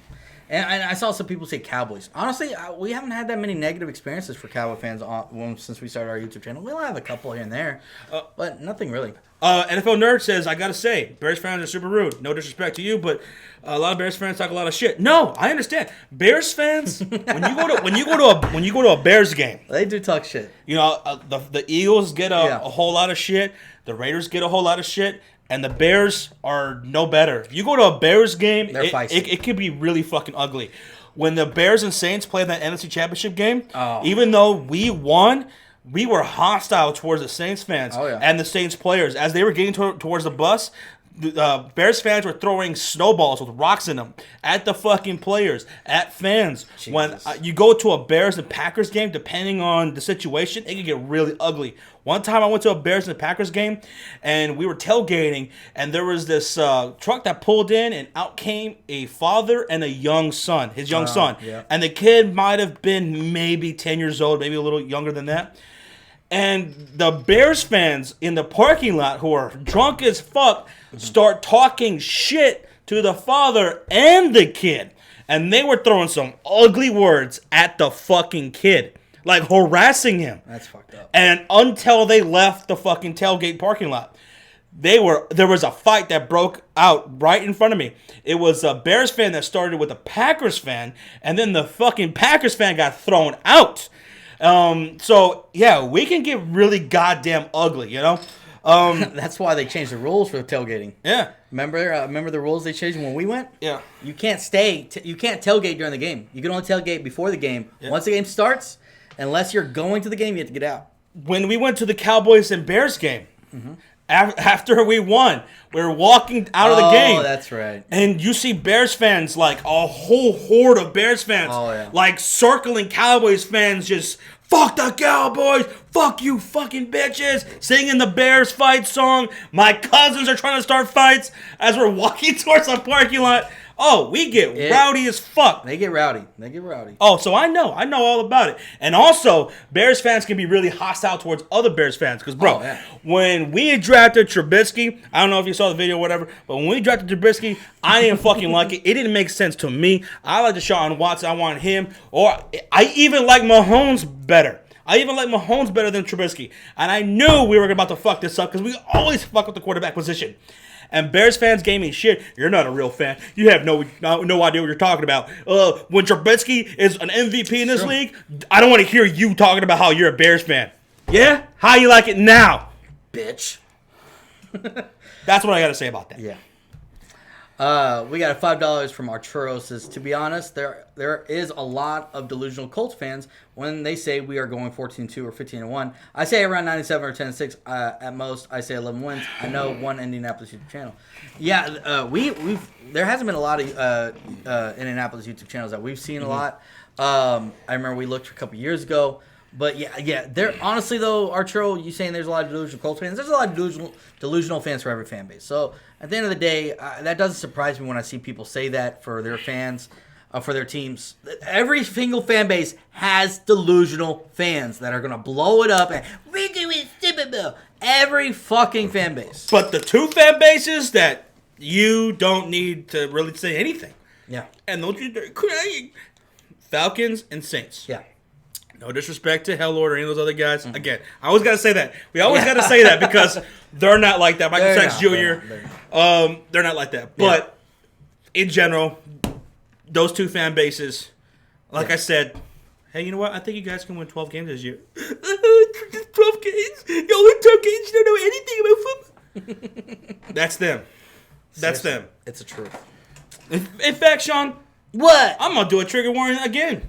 When we start the Saints and Falcons fucking preseason prediction videos, trigger warning, even though we're gonna pick them to win. We should start with a title card. 10-12. Trigger warning. You might cry during the course of this video. Gonna do that for the Falcons and Saints. Even though we're gonna pick the Saints to win 12 games, we're still got a trigger warning. Yeah, that's fucking hilarious. But yeah. Mr. Pringles says Seahawks have an awesome fan base. A very, very diehard fan base. Seattle. They do. Oh, hell. Oh, yeah. No problem with Seattle. I like they Seattle. are diehard, and I cannot wait to go catch a game over there. Yeah. Because that's got to be one of the best home field experiences that I want to. Yeah. I got to experience Arrowhead. Mm-hmm. I can't wait to experience Seattle, and I can't wait to experience Buffalo. Yeah. Those are two that I can't wait to hit the bucket list, man. It's going to be a lot of fun. That's going to be great. It's going to be a lot of fun. Patriot fan gets too much hate, Ghost Skittle says. Well, because, there's a lot of Patriots fans that are bandwagons, and that's why they get a lot of hate. Mm-hmm. Because people don't realize the Patriots are still considered kind of a small market out there. And I know they're over there, and they've kind of blown up a lot now, but before they weren't really that popular of a team, and now all of a sudden they got a lot of fans, and now they're one of the most watched teams. Why is that? It's because they've been winning. But, that's how it works. Boto's talking about Dodgers games. Dodgers. You talking about Giants and Dodgers games? I don't know if that's what you were talking about, but yeah, I heard. I hear those LA games, those Dodgers and Giants, or those games can get pretty fucking ugly. Yeah. Oh yeah. Remember they had the fucking Niners and Raiders games would get feisty too. Oakland and shit. Like, they would fights break out. People died. Like, that's just so stupid to me. Bodo said he's been attacked. Like, really? That's fucking ridiculous. That's so stupid. We got a $2 donation from Hell Lord. Says, bro, Saints going 27-0 this year, and they winning 3 Super Bowls in 1 year. He ain't trying to hear it. Thank you, Hell Lord, man. Appreciate you. $1.99 for the NFL Nerds. Says, plot twist, Saints fan base is full of Karens. I would say the Saints fan bases are full of Darrens, and the Falcons fan base is full of Karens. Oh my God! I agree. Because if I had to choose which one of those two were the whiniest, Falcons. Yeah, definitely the Falcons. Fuck, man. But the Saints piss me off the most, though. The Saints piss me off the most because the simple fact that we'd pick them to win 1 week. And then the next week, they'd say, you never pick us to win. Oh, they'll hate you. Yeah. And then they'll love you. It's like, what are you talking about, dude? We literally picked you to win last week, but when we don't pick you to win, you never pick us to win. See, it's just the Falcons, they had a point because we wouldn't pick them to win because every time we did, they would fuck it up. But really? It's so stupid. Really, I hate Fairweather fans. Oh, I hate those fucking fan bases. I do the too. Fairweather fans? My Cowboys probably have the most Fairweather fans out there. I will admit that 100%. Yeah, I live in a metro area that sees the most Fairweather fans. Yeah. Because when the Cowboys aren't doing, good enough, fuck the Cowboys.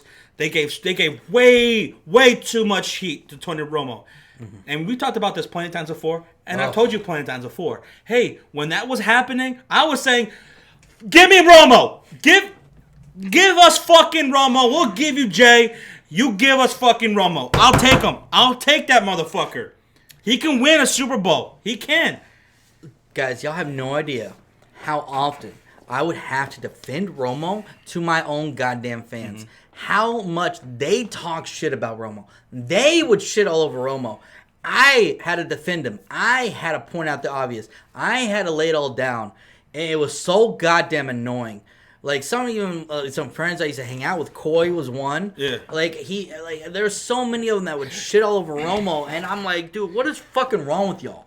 I would have to school them on it, and it's just annoying to me. Rangers fans, if they're not winning, they're not going to the games. Oh, Texas Rangers? Texas Rangers. Oh yeah.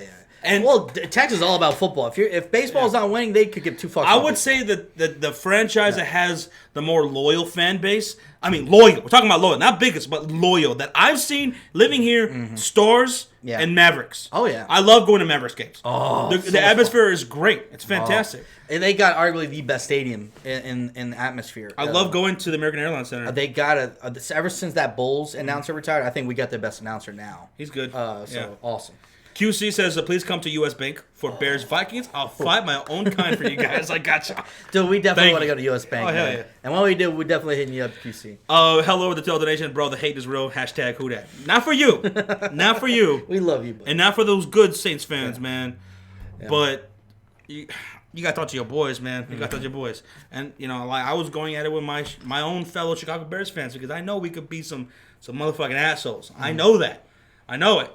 Yeah. Those Eagle YouTubers, some of them were telling me, like, man, you're fucking fan base, boy.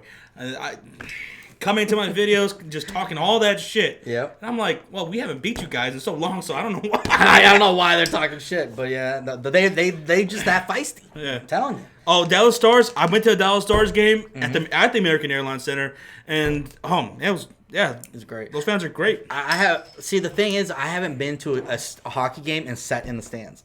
I've always been in the box because my dad would get free tickets from his job. So that's the only time I ever went to a hockey. I want to sit in the stands and with the fans and stuff. That would be so much fun. Bodo says the Boston fans are the worst. They cry all the time when any of their teams lose. If they go 2 seconds without a win, they cry. I'm gonna say this: the Boston fans are spoiled. They are. Okay, so we have crybaby fan bases. We have fair weather fan bases. I'm going to say Boston fans are spoiled brats. Now, there's some good ones. There's some good ones. But they are spoiled. I mean, they're title town. I mean, Red Sox. They got titles. Oh my god. They've had some great teams. They had some great stories over the course of over 100 years. The Boston Red Sox, Yeah. And then you got the Boston Celtics, one of the best NBA franchises ever. They won so many fucking titles left and right. And then you got the New England Patriots, who have just been the NFL dynasty of all NFL dynasties in the last 20 years. So Boston Bruins. I mean, this is a spoiled city. They're due for a little drought. Please. So at the end of the day, that's what I'll label them. We have fair weather, we have crybaby, and we have spoiled. We got spoiled fan base. We'll go with that. NFL Nerd at the $1.99 says, "What do you think of Panthers fan base?" Cool. Never had a problem with the Panthers fan bases. They got a little cocky whenever Cam Newton was doing his little cockiness, but that was it. So, thank you so much. Appreciate that. Buddy. Craig says, "God, I got to get you guys to a college football game when this shit is over." I'm down to go. Oh, who said that, Craig? Craig. I want to experience what that's like. So I'm totally down. I'll be totally down. I've been to a college basketball game, but I haven't been to a college football game yet. Roger says, yes, they are spoiled. They've seen like 11 titles in the last 20 years. It's ridiculous. Redunculous. I mean, fuck. I mean, in any given year, it seems like in these last 20 years, you feel like if you're a Boston fan, like, hey, you know what? Like, our teams are relevant. We could win the NBA championship, the Super Bowl. We could win the World Series, and we could win the Cup in 1 year. All in 1 year. Like we have a shot at doing Didn't they win two in 1 year a couple years ago? Oh, I think 1 year they won the Super Bowl and the World Series in 1 year. Yeah, it was a few years ago, I think. It was one of the last time the Patriots won, I think. I don't know, something like that. Maybe what? I don't know. What's up, Azad? What's up, buddy? Azad. Yeah, Azad. Thoughts on Rams and Knicks fan base? The Rams fan base? What fan base? Outside of L.A. Lou? They don't have much fans. I don't see much on here. They're still back in St. Louis. Oh, yeah. Knicks fan base. Oh, God, I feel bad for them. Loyal. Yeah. But delusional. Oh, yeah. Loyal, but delusional. Oh, talking about Knicks. Did you know LeBron's first choice back in 2010 was the Knicks? That was his first choice. It was his first choice. Wow. He had one meeting with them. Yeah. And they brought people from the cast of The Sopranos. What the fuck? He never gave him a second meeting. He did. There you go. Delusional. They're nuts. So stupid. They're fucking That's what crazy. Let me find the tweet. The Knicks are fucking crazy. Let me see if I can find it here. What the fuck? They're fucking nuts. All right, let me see. I couldn't believe it. I read it and I was like, what? Did they really just bring out a fucking? Like, it was just so stupid. Okay, maybe I can't find it anymore. But yeah, apparently that's what happened. They brought out some cast members from the fucking Sopranos, and he was like, "This is stupid. I want to talk about basketball." Ghost goes. I don't think the Knicks fans are that delusional. You don't. Since 1998, you don't think the Knicks have been one of the most delusional fan bases in the NBA? After every season, off season, they swear they're gonna get everybody, like the Eagles in the NFL. Yeah. They got the Eagles beat because they do that all the time. They've been doing it for way longer. Yeah, they delusion but amongst themselves. They dilute their fucking minds into thinking that they're gonna do all these things, and they don't do a goddamn thing. We're on prime for a great offseason. We're gonna get this superstar. He's available. They have an incompetent fucking owner, James Doylan. He's absolutely awful. They kick fans out of the fucking stands for simply booing. Yep. For having criticisms. Didn't they kick out that great? What was his name? Oh, they kicked out Charles Oakley. Yeah. You kick out Charles Oakley out of the Garden? You're stupid. Delusional. You're stupid. Delusional. Yeah. It's probably big on. Yeah. Oh yeah. Joshua, yeah, exactly. Didn't they were all saying that Durant and Irving was going to go there. Yep. Yeah. No, not just that. They were going to get Durant, they were going to get Irving, and they were going to draft Zion. Oh, yeah. Gonna happen. Right. They were going to get the new big three. I'm like, you have more of a shot of drafting Zion than getting Durant and Kyrie Irving over there. Mm-hmm. And they didn't do any of all those three. No. I know that I have a coworker. Well, I haven't seen him in a while, right? But he was a Knicks fan. Mm-hmm. And even him, he was just like, our team's stupid. He knows. But he knows that his team's stupid. Dolan is the worst owner in all sports, is Mitch Gibson. He's in the running. He's definitely there. In there with Dan Snyder. Dan Snyder's pretty goddamn bad. His contracts have been horrible over the years. What's the Cavs owner? Gilbert. Dan Gilbert. There you What's go. up with these Danes? I was gonna say Gilbert Arenas. I don't know. But yeah. Well, Ghost Kills say, they had a chance to do all of it. No, actually, apparently Durant was never thinking about going there, from what I heard, right? They wanted to go to New York. Yeah. Not just that New York. Yeah. You know? They want Brooklyn. Brooklyn. Yeah. But anyway, they kicked out Spike Lee for going in the wrong entrance. How do you kick Spike Lee? You kick out Spike Lee? Your number one fan? Yeah. You kick out Spike Lee? What? Yeah, I don't understand that. But what? I didn't even know about that. I didn't hear about that one. They kicked out Spike Lee. You out of your fucking mind. But yeah, so it's crazy. But yeah, Knicks, I'm starting to feel bad for them, man. They need a new owner ASAP. If you had a chance to get LeBron and you fucked it up. Now, let me tell you guys, and I've said this before, Knicks fans, I want you to be good. I wanted you guys to get Zion. I want you guys to be relevant. Because it's more fun when the Knicks are relevant, as well as my Chicago Bulls. I want to bring back those glory days. I remember the fights and the rivalries that we had as two franchises, as well as the Miami Heat and the Indiana Pacers. We had some great fucking times, man. I especially enjoyed it because we won most of those times. But I want to bring back that, man. I think the NBA is so much more healthy. Not just when LA and Boston are fucking relevant, right? But when Chicago and New York are relevant as well. Those are two major markets that just haven't been all that good for a very long time. Us Bulls fans, now we've seen some potential. The baby Bulls with Kirk Heinrich and everything. Yep. That was fun, but we were never true contenders.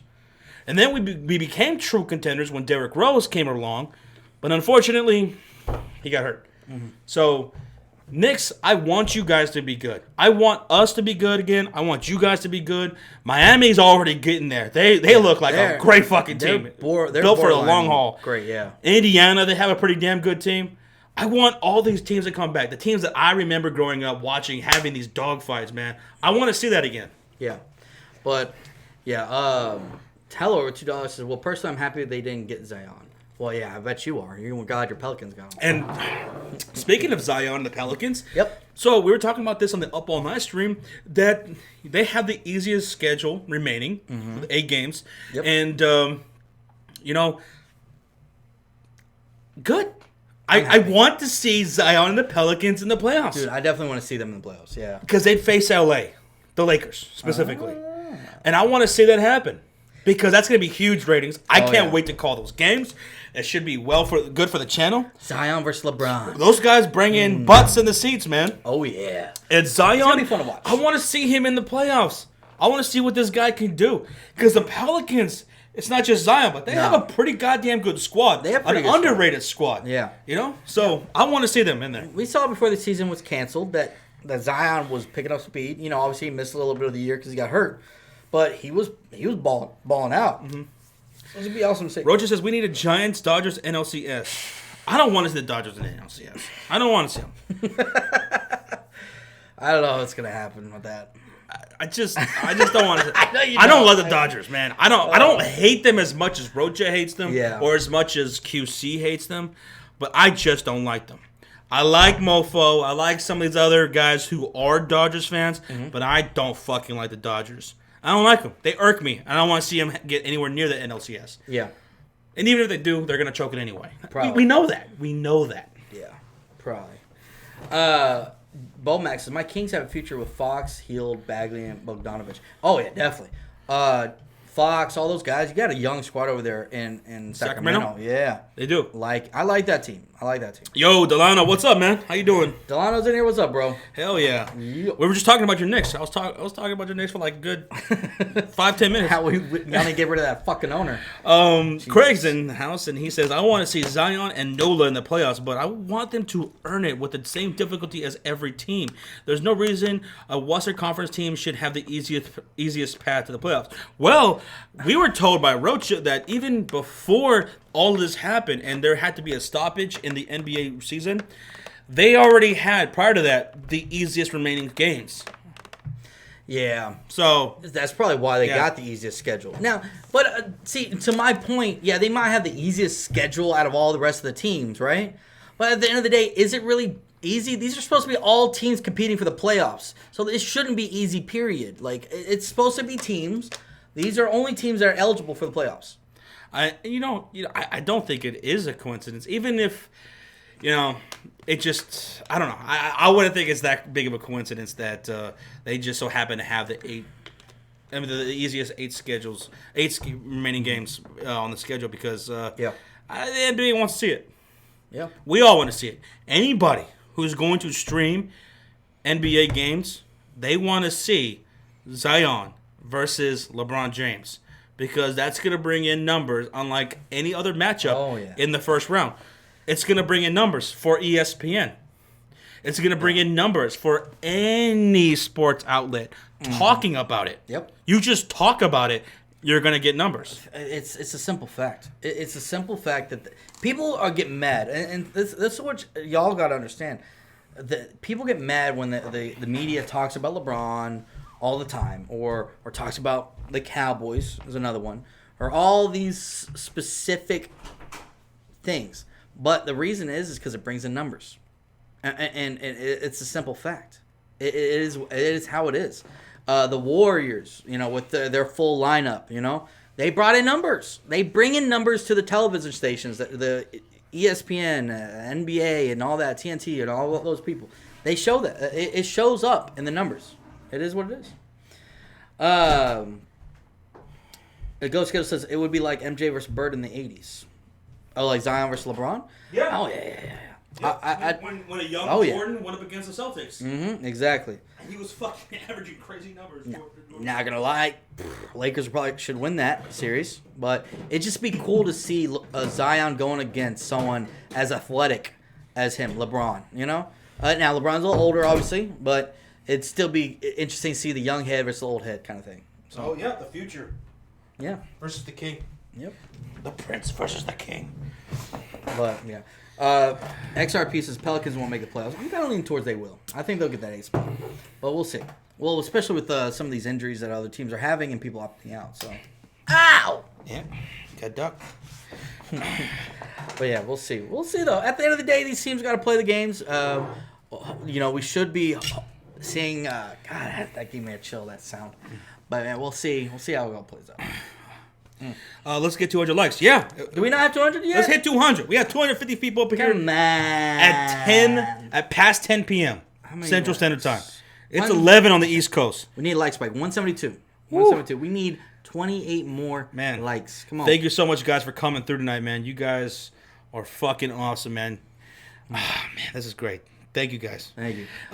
It will bring in viewers, but again, we're discrediting the work that the Grizzlies get put in getting to the playoffs. Oh, now there's probably another team. It's probably going to be Grizzlies or Pelicans. So, what I was saying about a month ago, before we knew what the schedule was, before the schedule got released, obviously. But I was saying, man, the Grizzlies were one of the hottest teams before there had to be a stoppage of the NBA season due to the virus. Mm-hmm. They were fucking red hot. I was thinking, hey, when it picks up back again, what if they continue that hot streak and they get the 8th seed? They very well could. And see a Ja Morant in the playoffs. I'm fine with that. I'm fine with that too. I would love that. Ja Morant is been phenomenal this year too. Yeah. Fucking awesome to watch. Fun to watch. Corrupt says, I'm tired as fuck. All right, so Corrupt's damn near about to go memes. I just want to say this, Corrupt, real quick before you go to sleep. I want to say, hey, I did watch your series. For those who are wondering what I'm talking about, a while back, about a month and a half ago, I said I'll be willing to give anime a try. Somebody give me some suggestions, and I'll give it a try. Corrupt gave me one, and I finally watched it, dude. I watched the entire season with my girlfriend. Promised Neverland. I watched it. Corrupt, it was very, very good. It was some sinister, dark shit. I liked it. I'm looking forward towards season 2. Josh liked that. So, if there's going to be a season 2, I'm looking forward to it. Very good. Thanks for the recommendation. And Arturo's asking, how far will the Mavs go in playoffs? Depends on who we play. If we play the Clippers, we're out first round. But I think we'll make second round. What if you guys pull off a fucking miracle and you take out LA Clippers? Bro, if that happens, I would lose my shit. I would feel like we won that championship. I would go crazy. That's why I can't wait for the NBA season because not only do we have the prospect of maybe seeing a Zion or a Ja in the playoffs for the first time, but we get to see Luka Doncic in the playoffs. Oh, yeah. Honestly, Dallas, I think, could be one of those teams that teams don't want to play. They're a dark horse. I really do think that we're a dark horse. And I like Luka Doncic is phenomenal. Kristaps Porzingis coming back. He's longer and longer, more rest for him coming off that injury. He would still look like he was trying to get back going. So I love our lineup. Now I still don't think we'll make it past the second round, but we're definitely a team that can compete.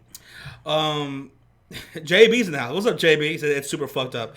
If you're referring to the show, yeah, it is. Junior says, "No, Josh, how can you join the dark side?" Ah! Hey, look, I didn't say I'm going to get into anime. I didn't say I'm going to start watching anime and having a whole bunch of weird plush dolls everywhere and just start watching anime. Nah, I wasn't saying all that. I was saying I'm willing to give it a try. Plush dolls? What the fuck are you talking about? I feel like they do that. I feel like people who watch anime. I watch anime. But you watched anime, but you're not. No, I still watch it. You're not into it like some of these other people are into it. You watch Dragon Ball Z. That's like the only anime I watch. Okay, exactly. So these other guys who are into anime, like really into it, I have a feeling that they just lay in their bed and there's like lights all over the room and there's just plush anime dolls and that they just cuddle up with all over the place.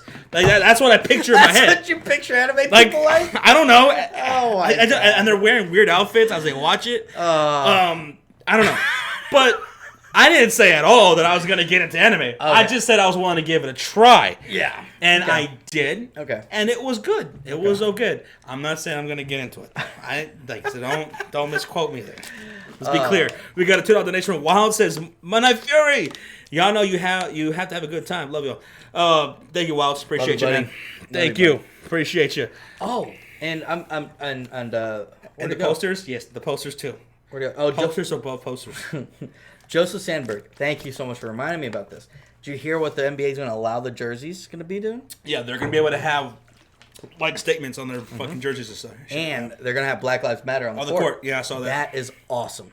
That's awesome. That's the NBA, you know. Yeah. Showing that they care about the NBA players and the things that are important to them. Yeah. So, there you go. And that's why this whole Kyrie Irving thing just dumbfounded me, because the way he was trying to act like is the NBA wants to silence that shit and stuff like that. Like, the NBA has always been very supportive of their players. Payne says, well, I'm really into anime, Josh, and I don't see no plush dolls around me. I'm just messing with you, buddy.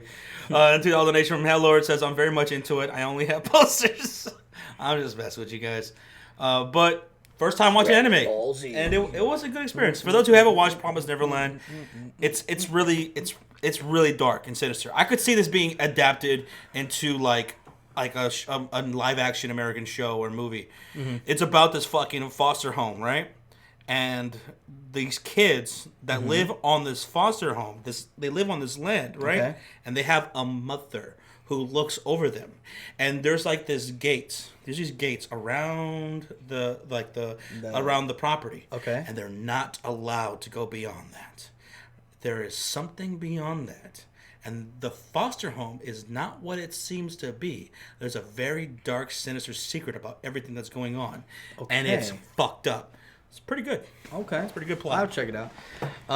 Another fucking anime that I gotta finish watching. I started watching it and it was pretty good. It's Yu Yu Hakusho. Has anybody else watched it? I watched, I think, the first season. And I don't think I finished it. I gotta watch that show too. Yep. Don't get ahead of yourself, man. Sports may be delayed again. It may be delayed again. Oh, 100%. That's what we were talking about early in the stream. Yeah. It may happen. We're fingers crossed. But we'll see. If people keep getting the virus, the numbers keep spiking up the way they do, especially in Florida, especially amongst NBA players, it's very concerning. They could very easily just say, you know what? Let's just call it quits right now. Let's just call it a season. Let's not rush things back because things are just getting way out of control around the country.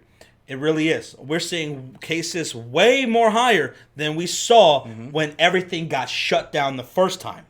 Yeah. So think about that. Did you read this Hell Lord donation right here? No. This one right here. I definitely recommend it. No, about the posters. Yes. Okay. I very much enjoyed it. That sounds familiar. Yeah. Okay, and then he did another $2. Yeah. Okay, I definitely recommend Attack. I've heard Attack on Titan. I've heard about that one, and I've been. I've seen that one a lot recommended on Netflix. I might check it out. Now, didn't they make a live action movie too? I think they made a live action movie on Attack on Titan. Oh, did they? Shit. A live action? I think so. I think like a few years back they made a live action movie, didn't they? Oh, I don't know. We'll see. Let's see. Man, thank you guys for the donation. Appreciate that. Guys, I like Curry, but man, he needs to shut the fuck up. Says Mag 94. Oh, talk about how he wants to start a whole new league. Yeah, that's not gonna happen. That's not gonna happen. Kyrie Irving, he's got some crazy thoughts, man. Well, he thinks the Earth is flat, right? Too. Well, he said that it was a joke when he said that. Oh, a joke. After he got all that shit, it was a joke. Now. Yeah, we'll see. 10 more likes to 200. Thank you, Mitch. Come on, guys. We have 239 people in here. That means a lot of y'all haven't hit that like button. What the hell is wrong with you? Exactly. Peyton says, now that DeAndre Jordan just tested positive, that's another one. Sadly, one more step towards no NBA. That's exactly how we feel about it. Mm-hmm. Every time they say a new player has tested positive, and every time I see the numbers spiking in these states, especially Florida, where this bubble is supposed to take place, I think that's another step towards saying, let's just call it off. Yeah. That's why when some people were saying, well, maybe it's a good thing that these guys are getting it now. How? It's not a step in the right direction at all. Don't. So that's how we feel about it. Yeah. And it is worrisome. Yeah. Because I want everybody to be fine and I want everybody be healthy. We all do, right? Yeah. That's the most important thing. But I can't help but have these like selfish thoughts of, I want a fucking NBA season. I want playoffs. I want sports. And I fucking want football. Yeah. I can't help but feel that way. I like, want it. We all do. It's like one of those things like I'm torn. Yeah. Like I want it to happen, but at the same time, I'm scared that these people might get it and it'll get exposed and shit like that. But at the same time, I want sports. Like, I'm so torn. Hello with a $2 donation. Yes, but it's gross like most live action. So they did make one, but it's gross. I want to say this: if you ever see a live action and it stems from anime, don't watch.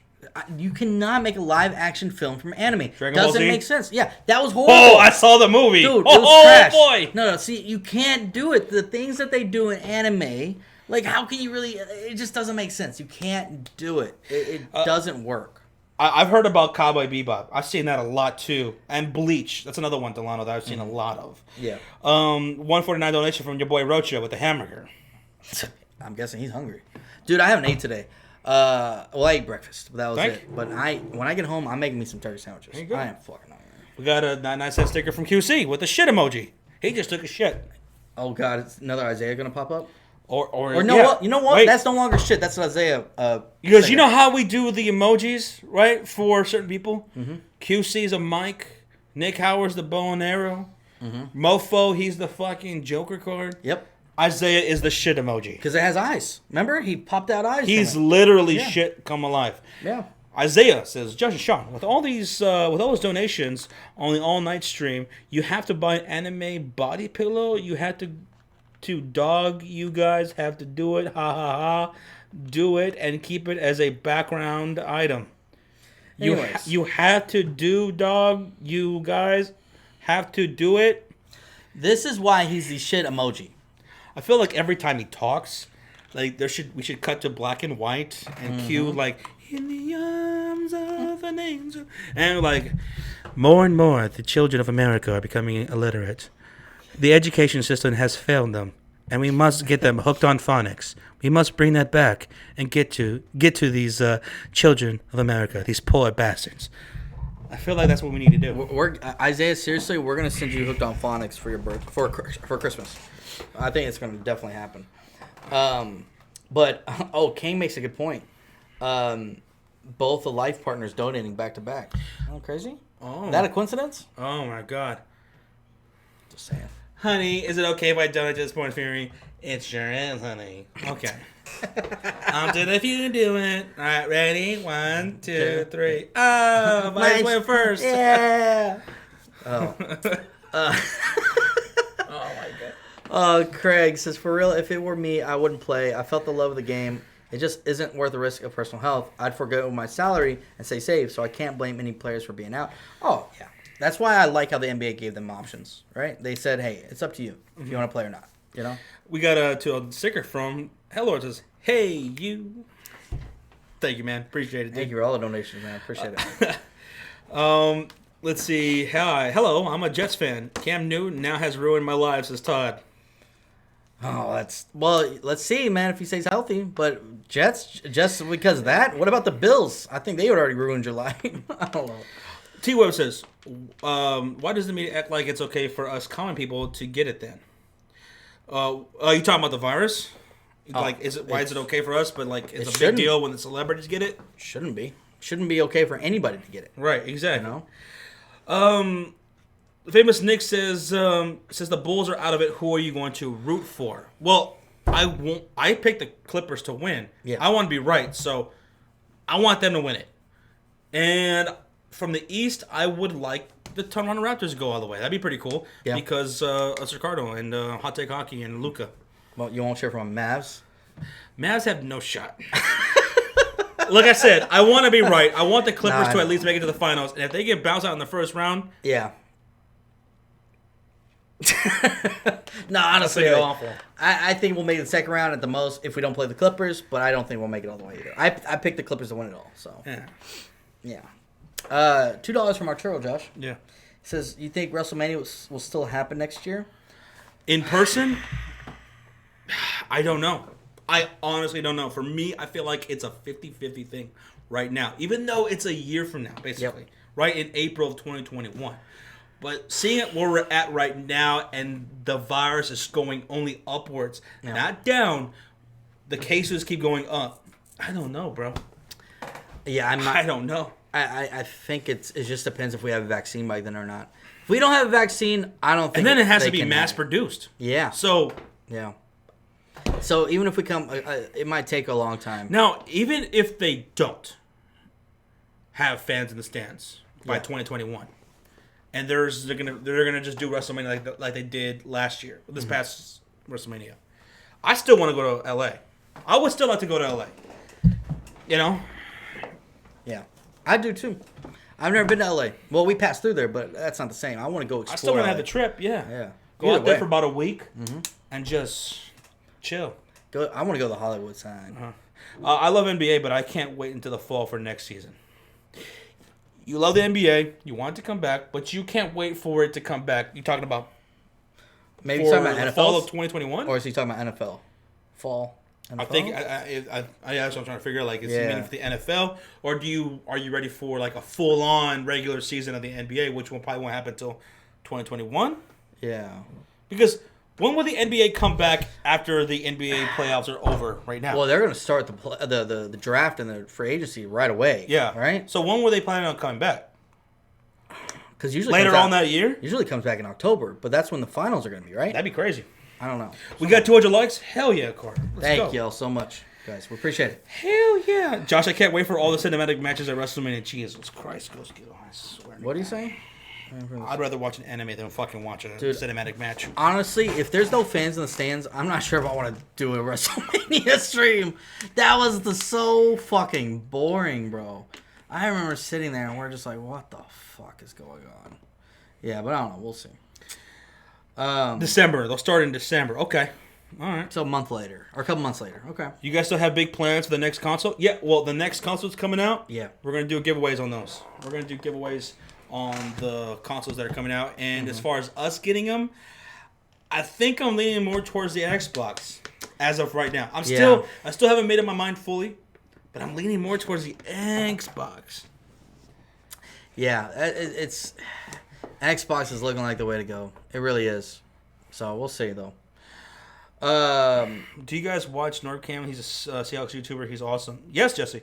NorbCam's awesome. And we worked with him. Collabed with him before. Awesome dude, man. Great guy. Fucking. I can't wait to work with him again. I really can't. October is usually the start of the NBA season. Yeah, like closer towards Halloween. Yeah. That's when the NBA I think like week before that? Yeah. I don't know. Or something like that. Let's see.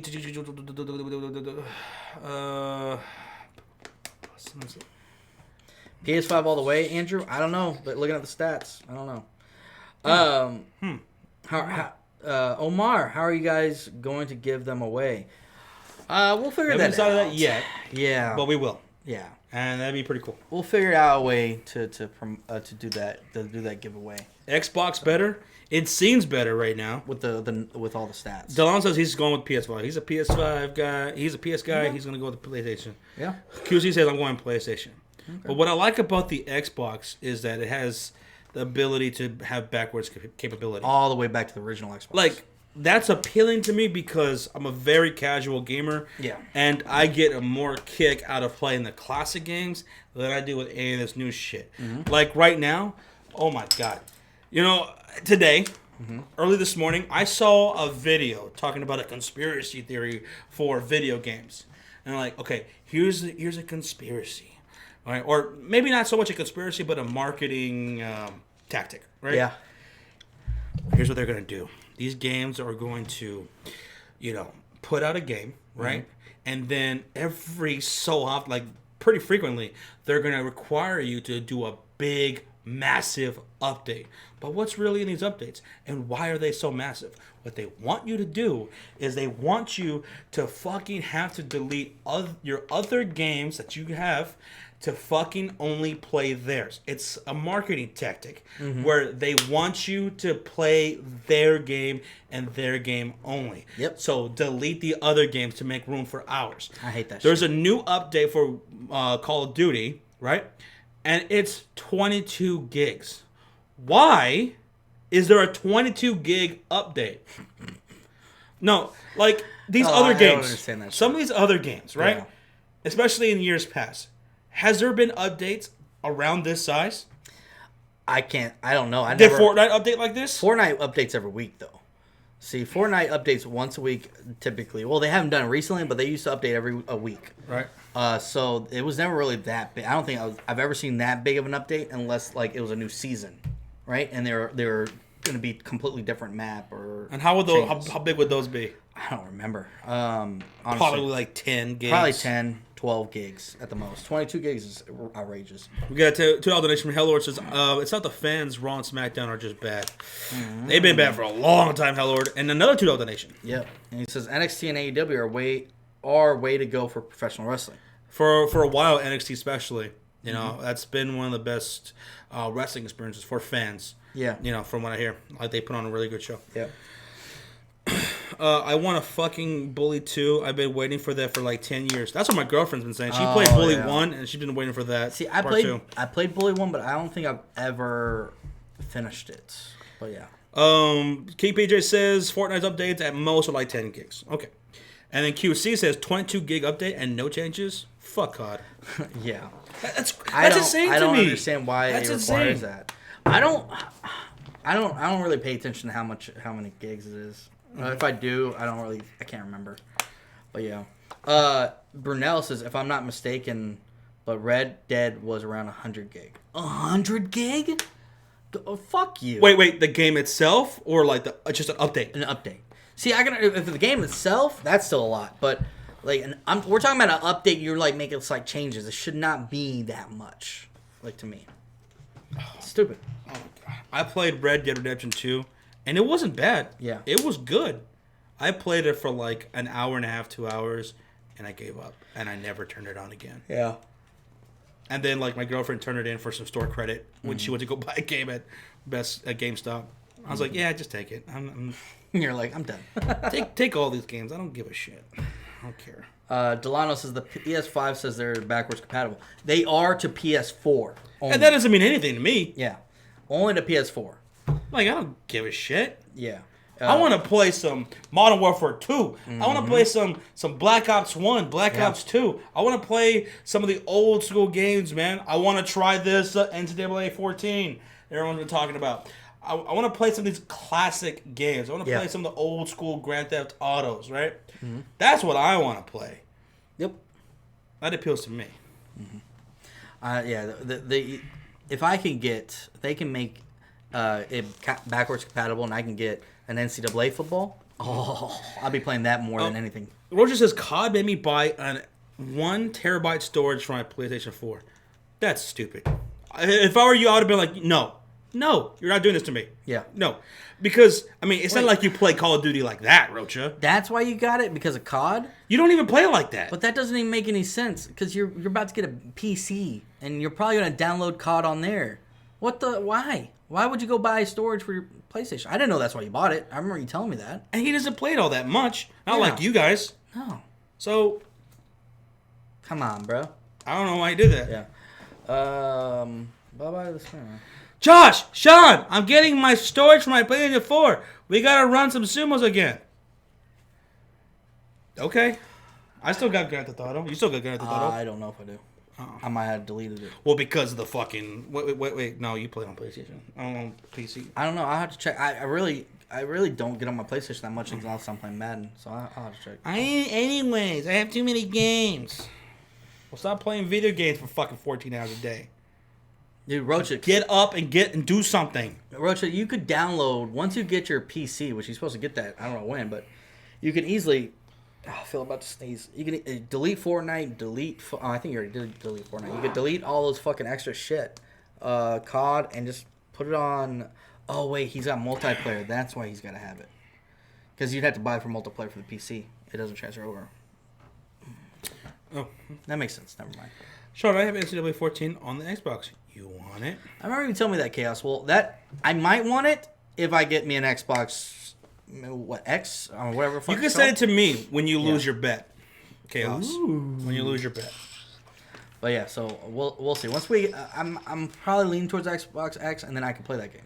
I'm thinking about getting a new Xbox too. Says Trop. You talking about the newer consoles? You thinking about going with the Xbox? Yeah, I might be right there with you, man. I know Junior's gonna get a fucking Xbox. Mm-hmm. Isaiah's probably gonna buy both. Yeah. I've thought Because about he's getting- rich. He's rich like that. I don't know. Yeah, it's That's tough. Isaiah. He just like. Yep. We got a $10 donation from Joseph Gillian. Joseph, appreciate it, man. He said, "Hey guys, my best wishes to you and your families. Hope you guys are hanging in there. Thanks for giving me a positive ending to my day. Hashtag the Bears." Thank you, bro. The Bears. Thank you so much, man. Hey, hopefully That's very kind of you, man. hopefully you and your family are safe too. Hell yeah, dude. Yeah. It's a good way to end the night, man. Yeah. It's 10:33 p.m. I'm probably gonna have one more beer after this, and we're gonna call it a night. Yeah. Although, to be honest, I don't want to go. I don't. When we did the Up All Night stream, by the way, again, thank you to everybody who came through, especially a those who lot were of fun. watching for the most of it, if not all of it. I think Trop was in there the entire time. Guys like that, Rocha, and anybody who popped in there. I know some of you guys fell asleep and Corrupt and Josh Jr. And that's fine.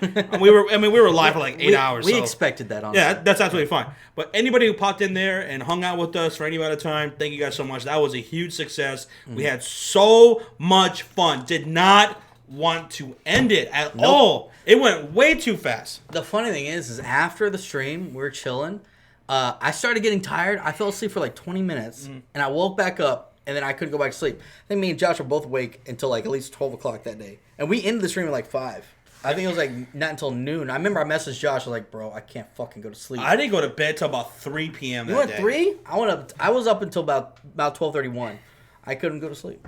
Yeah, I just couldn't. I was just so hyped up still from the stream, and It was so much fun. we'll do it again, and we'll definitely do at least one more Yeah. before the NBA season comes back. Yep. So thank you guys so much. That was so great. And again, we decided to make that switch from Twitch to YouTube, so that way it can stay up for all time. Yep. To go back and look at, and it's a good thing we did that because good memories. I saw a lot of people comment on there I can't believe I missed this. I want to watch the replay. Carter even said that. I watched the whole replay. Yep. Yeah, and that's why we wanted to do it on YouTube. So. You have a good night, Boneback 94s. Yeah. You have a good one. Thank you so much for coming through. Did you guys eat all that pizza? No. What'd you do with the pizza? No, babe ate a few pieces and threw it away. It was just not good. I didn't keep that other one that you left there. It was just disgusting. Yeah. Thank you, Carter. Thank you. Thank you. Thank you, Mitch Gibson. Bouncy saw how much leftover Domino's? MG? We had a lot. Oh yeah, so much. Yeah. What bet? I thought we had a bet, Chaos. I'm pretty sure we had a bet with the Bears and backers. Pretty sure. It didn't even feel like 8 hours. Sakar's not. Sakar. Yeah, What's up, man? Sakar, no. Oh yeah, I know, dude. It did not feel like that at all. It was scary how time just flew. I remember the first hour. I didn't even realize it's been an hour. I thought we were live for 20 minutes. And Josh was like, remember- we're an hour in. I'm like, wait, what? I remember looking at the time once and saying, it's 3:30. We only have an hour and a half left. No way. No fucking way. And then that hour and a half went like that. No way. I got sad. At the 30-minute mark left to go. I was like, no. Well, we gotta start getting real deep and we were getting into some deep shit. We got real. Shit got real. I feel like we all grew. We all bonded. But that's what happens in those midnight hours, man. Yeah. You're either gonna be talking about some deep philosophical shit, or or you're just gonna nonstop laugh at anything because you're just tired or whatever. It was, and we've done that plenty of times in Discord. 100%. Just laugh at anything. Yeah. Share memes and shit. Oh my god, we got a $50 donation. Holy shit from Hell Lord, bro. My thanks to you guys, even in the toughest of times. I love you guys to death, and thought all you should know that the new Mrs. Hellord has passed the Sports Fury test. She found you guys hilarious. I can never thank y'all enough. In my darkest of times, y'all were there. Wow. Bro. The new Mrs. Hellord, she likes loves us. We passed the test. She's passed. Thank you so much, Mrs. Hellord, for your approval. Yes. And Hellord, dude, that means the world. We love you, man. We love you to death. Thank you so much for hanging out with us, man, because you guys help us out in ways you guys have no idea. No way. No, you guys no are there idea. for us, and we're just glad that you guys enjoy the streams. You guys have a good time. That's what it's all about. Just having a good time, man. That's what everything's all about. And, cheers. And we're so glad I have water. Yeah. Oh, cheers. Thank you, guys. Thank you so much, Hell Lord. We're so happy that we can help you through those tough times too. We know it's not easy, man. Hell Lord. So we love you, buddy. Hell Lord, Joseph, Rocha, QC, everybody who donated tonight, man. Everybody. Guys, thank you so much. Butcher's Block and Patriots Talk. Yep. Thank you, guys. Holy shit. That's incredible. We love y'all, seriously. That just wow. means the world to us, man. It means the world to us. Our bets are going to set bars, says QC. Can't even imagine what we are going to be doing, betting, what we're going to be betting like in 5 years.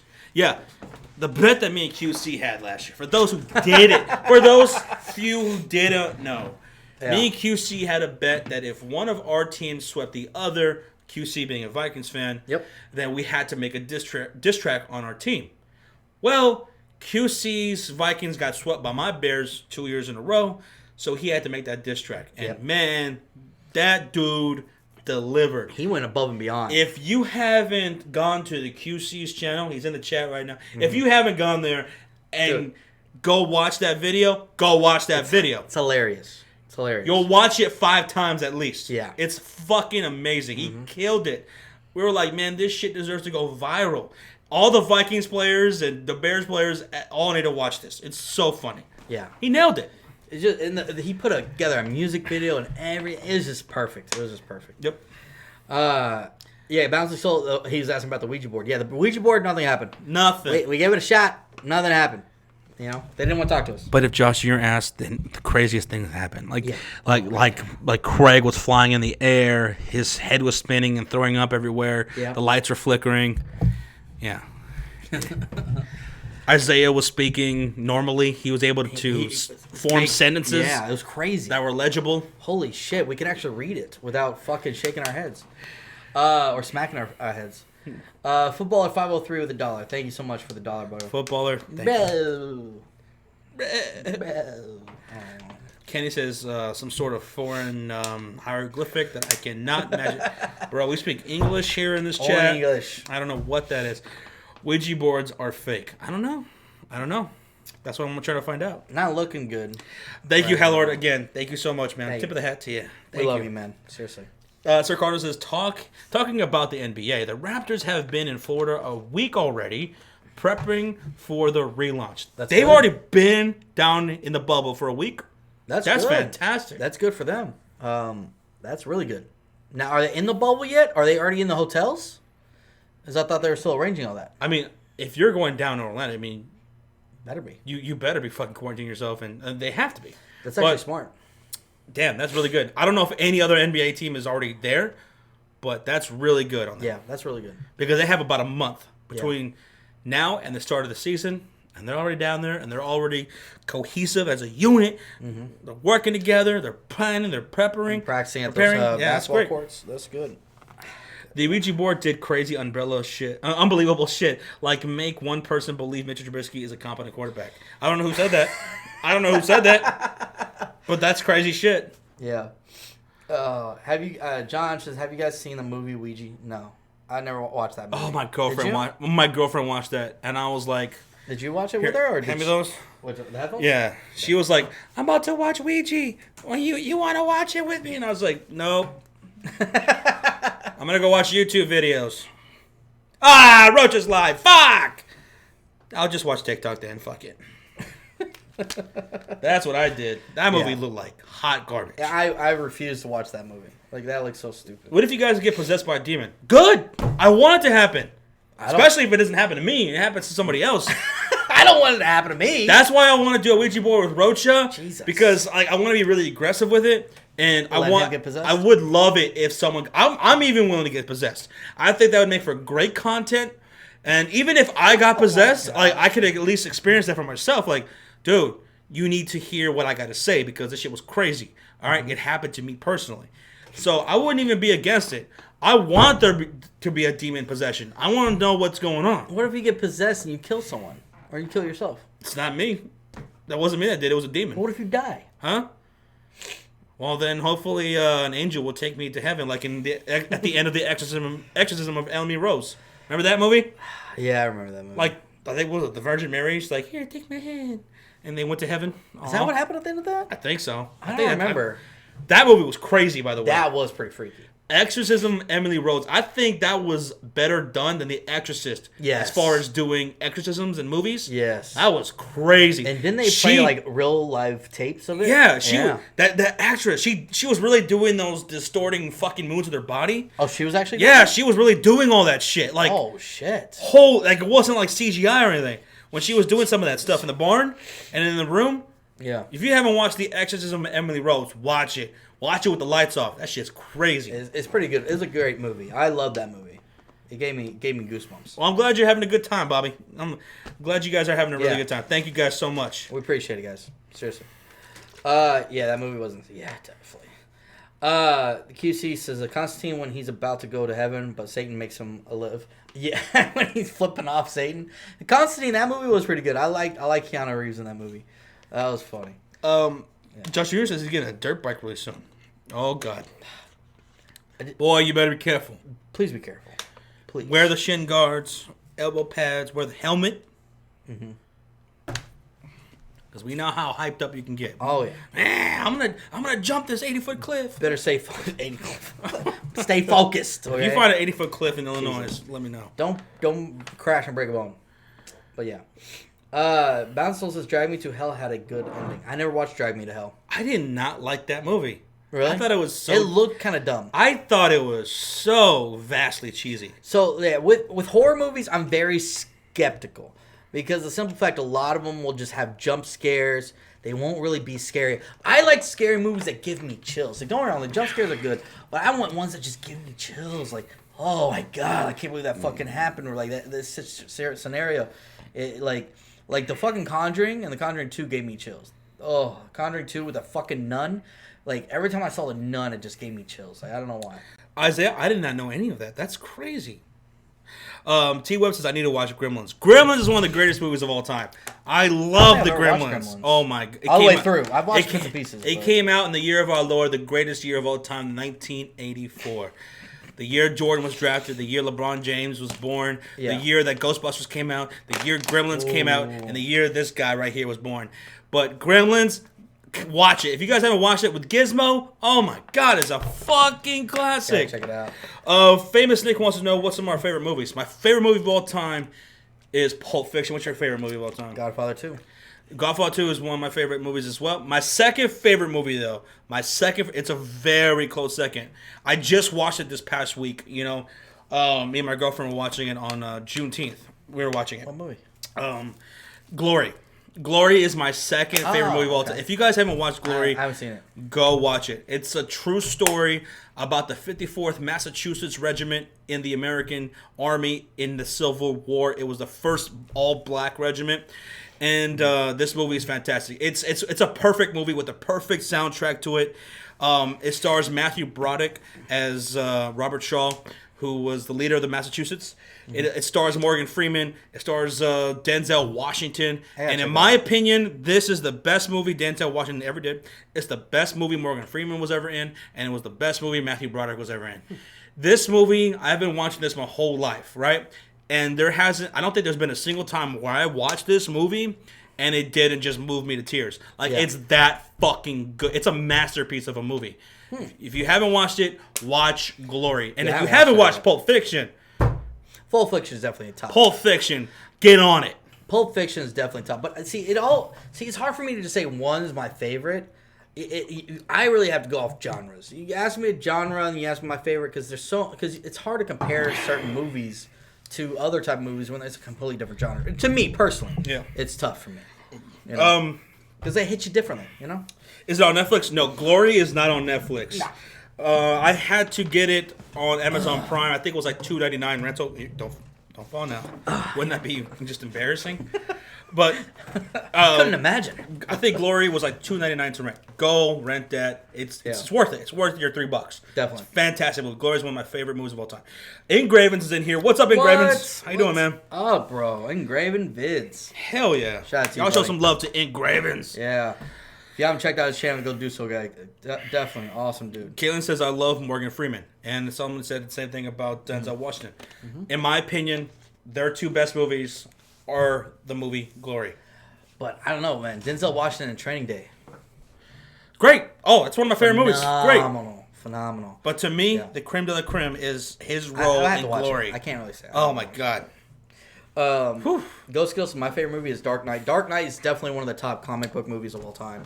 That and I'll never forget going to the movie theater and just that excitement. I feel like I was like, oh my God, this movie's gonna be so fucking good.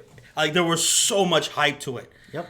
And then it didn't not only did it not disappoint, but it superseded my expectations. Dude, it was so fucking great. Still ripping the chat for Heath Ledger. Hell yeah. The best Joker of all time, in my opinion. I'm sorry, fucking Jack Nicholson, but Heath Ledger is hands down the best.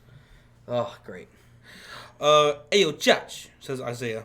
I was probably in the bathroom or something. Did you try the lemonade from Raising Cane's? And what did you think about it? I tried it, and it was absolutely phenomenal. It's probably the best lemonade I've ever tasted. It was really good. That's really good. I love it. I still got the jug in my apartment. I got it. Sweet tea and lemonade are fucking great. I'm not big on tea, but that's just because I was forced to drink it all my childhood. Denzel Washington is the best actor of all time, says Kyle Kennedy. Who is? Denzel Washington. He's good. He's good. But I'm not sure about best. Some of my favorite actors, Denzel Washington's one of them. He is. I also love Tom Hanks. I love Daniel Day-Lewis. He's fucking great. Heath Ledger. Heath Ledger? He's done a lot of different roles, and he's done great in pretty much every single role he's done. A Knight's Tale. Is it? No. Yeah. Is it Knight's Tale? A Knight's Tale. I was thinking First Night, but that's the Sean Connery movie. Yeah. A Knight's Tale with Heath Tale? Ledger. I love that fucking movie. It makes no sense because of the music that's in there, and they start dancing like it's normal times, and they have the Nike armor. Yeah. Like it's so ridiculous, but it's so perfect. It's so funny. It's great. It's so awesome. But yeah, then just there's so many good movies. What's Heath Ledger? He did the Patriot. Patriot with Mel Gibson. Have you seen that movie? No. You haven't seen The Patriot? No, I haven't seen Mel it. Gibson. What's it about? It's about the fucking. Wait! Never mind. This is the fucking American Revolution. Remember? Yes, where his kids get fucking killed, and Heath Ledger's in there, and he gets shot by the fucking British guy. Yes, and then Mel Gibson gets fucking crazy, right? Yeah. And he pulls out the tomahawk that he had from the fucking Indian War, and he goes after him, right? Yes. Yeah, with the French guy. Yeah. Yeah, I remember that movie. Yeah, that was a good movie. But yeah, I like Heath Ledger. It's fucking awesome. Al Pacino. Al Pacino's so fucking good. And Robert De Niro, man. Those two guys, two of the best classics at mob movies. Hey. Man. Hey. It's pretty good. Pretty good. Hello over to Dawson. Dark Knight jokes. Joker interrogation scene is godly. Yes. Oh, that was probably one of the best scenes that we've seen in. Hell yeah! And thank you so much, man. Movies. Oh fuck yeah! Dwayne The Rock Johnson, my favorite Rock movie. My favorite Rock movie. Oh my god, do I even have one? I do. The one with Sean William Scott. The Rundown. Have you seen that one? I don't think I've seen that one. That's the one where he has to go. He's like he goes and retrieves people. Like and that was awesome. I think he doesn't make a whole lot of good movies, from my opinion. I haven't seen all his movies. I haven't seen The Great Iron Gang. Isn't he in that one? Oh, that was a great movie. I haven't seen that movie. You gotta check that out. It's based off a true story. That probably, if I watch that'll probably end up being my favorite Rock movie. But right now, the one that comes to mind is the one he did with Kevin Hart, the Jungle Book. Oh, not the Jungle Book. Jumanji. Jungle Book. I thought that movie was going to be so stupid. I saw him watched it in the It was actually pretty good. And then I watched the sequel, and the sequel was pretty good. Yeah. But I'd say the Jungle Book. Yeah, or the fucking Jumanji. I still haven't watched Jumanji. I got to watch them. I haven't seen Walking Tall. Oh, Walking Tall. That's with the fucking guy from Jackass. Yeah. Craig says Heath Ledger's monologue about the fall of society while he's hanging upside down in Dark Knight was completely improvised by him, and it was fucking brilliant. I didn't know that was improvised. Oh, really? Holy shit, dude! No, yeah, they said. Wow. They said when Heath Ledger was offered the part, like he said they didn't talk to him for like 2-3 weeks. He just stayed in a room and tried to perfect his laugh, his mannerisms, and he said that he showed it to the director, and they were just like, oh my God, this guy is a master. He did great in that movie. I was so sad that he put so much time into his craft that the guy couldn't even fucking sleep. Yep. Hence why he took fucking pills. Yep. And then he didn't even get to see his movie get released because he was killed by one of the Olsen twins. Don't believe me? Look it up. That's true. I remember. Yeah, I don't know if she actually killed him, but But she knew something. Yeah. something was not right about that night, Like, and she was involved. The, Look it up, folks. The conspiracy is that he started overdosing, and she probably could have called the police and saved his life. She was the first person to find the body, and Yeah. it was a long time before. And a long time. Yep. What were they doing? Mm-hmm. And other people entered the room. Yep. Between a long time frame from when she found the body and they called the police. Yep. What were they doing? Yeah. They're probably waiting for her to sober up. But I don't know. But yeah. Jungle Book. Yeah, Jumanji. I love Jungle Book. Jungle Book was arguably my favorite growing up as a kid. Jungle Book, the movies, the cartoon, and the live action. I thought I liked it. But, I was a kid. I don't know how really good they were. But famous thing, Jamie Foxx. Jamie Foxx is actually a very underrated. You nailed that. Jamie Foxx is a very underrated. He's never put in that discussion as one of the great actor, but he is. What's that movie with Tom Cruise when he's a taxi driver? Collateral. Collateral. That was amazing. And then obviously we saw him in Django. We're about to see him in a Tyson movie. Bro, he's done great. Very underrated. Jamie fucking Foxx is one of the greatest entertainers ever. Yep. I mean, everything he's done has been top notch. Yep. Jamie Foxx killed it as a musician. He killed it as a comic. He's one of my favorite fucking stand-up comics ever. And the dude's a great actor. Yeah. Remember his role in Ali? Yeah, I forgot about Ali. Yeah. Jamie Foxx is incredible, man. I can't wait to see the new movie he's going to be coming out with where he plays Mike Tyson. That's going to be awesome. I mean, he's one of the best. He's also one of the best impressionists ever. Ray. I forgot he did Ray. Ray. Oh my. That's right. He's pretty much impersonating so many greats in our history, right? It's crazy. He did that song with Kanye West, right, where he kind of sings, kind of like, God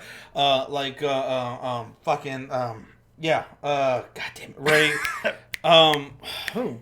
Like the role that he played, Ray. Ray? Oh yeah. What was his fucking name? God damn it.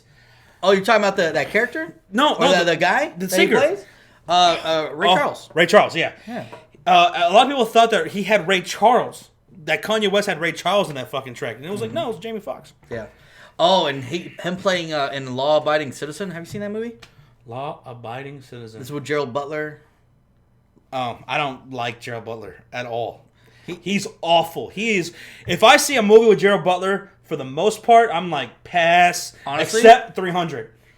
You will like... Because that's the same guy, right? Yeah. Okay. You will like him in A Law Abiding Citizen. If you haven't seen that movie, Josh, you've got to watch it.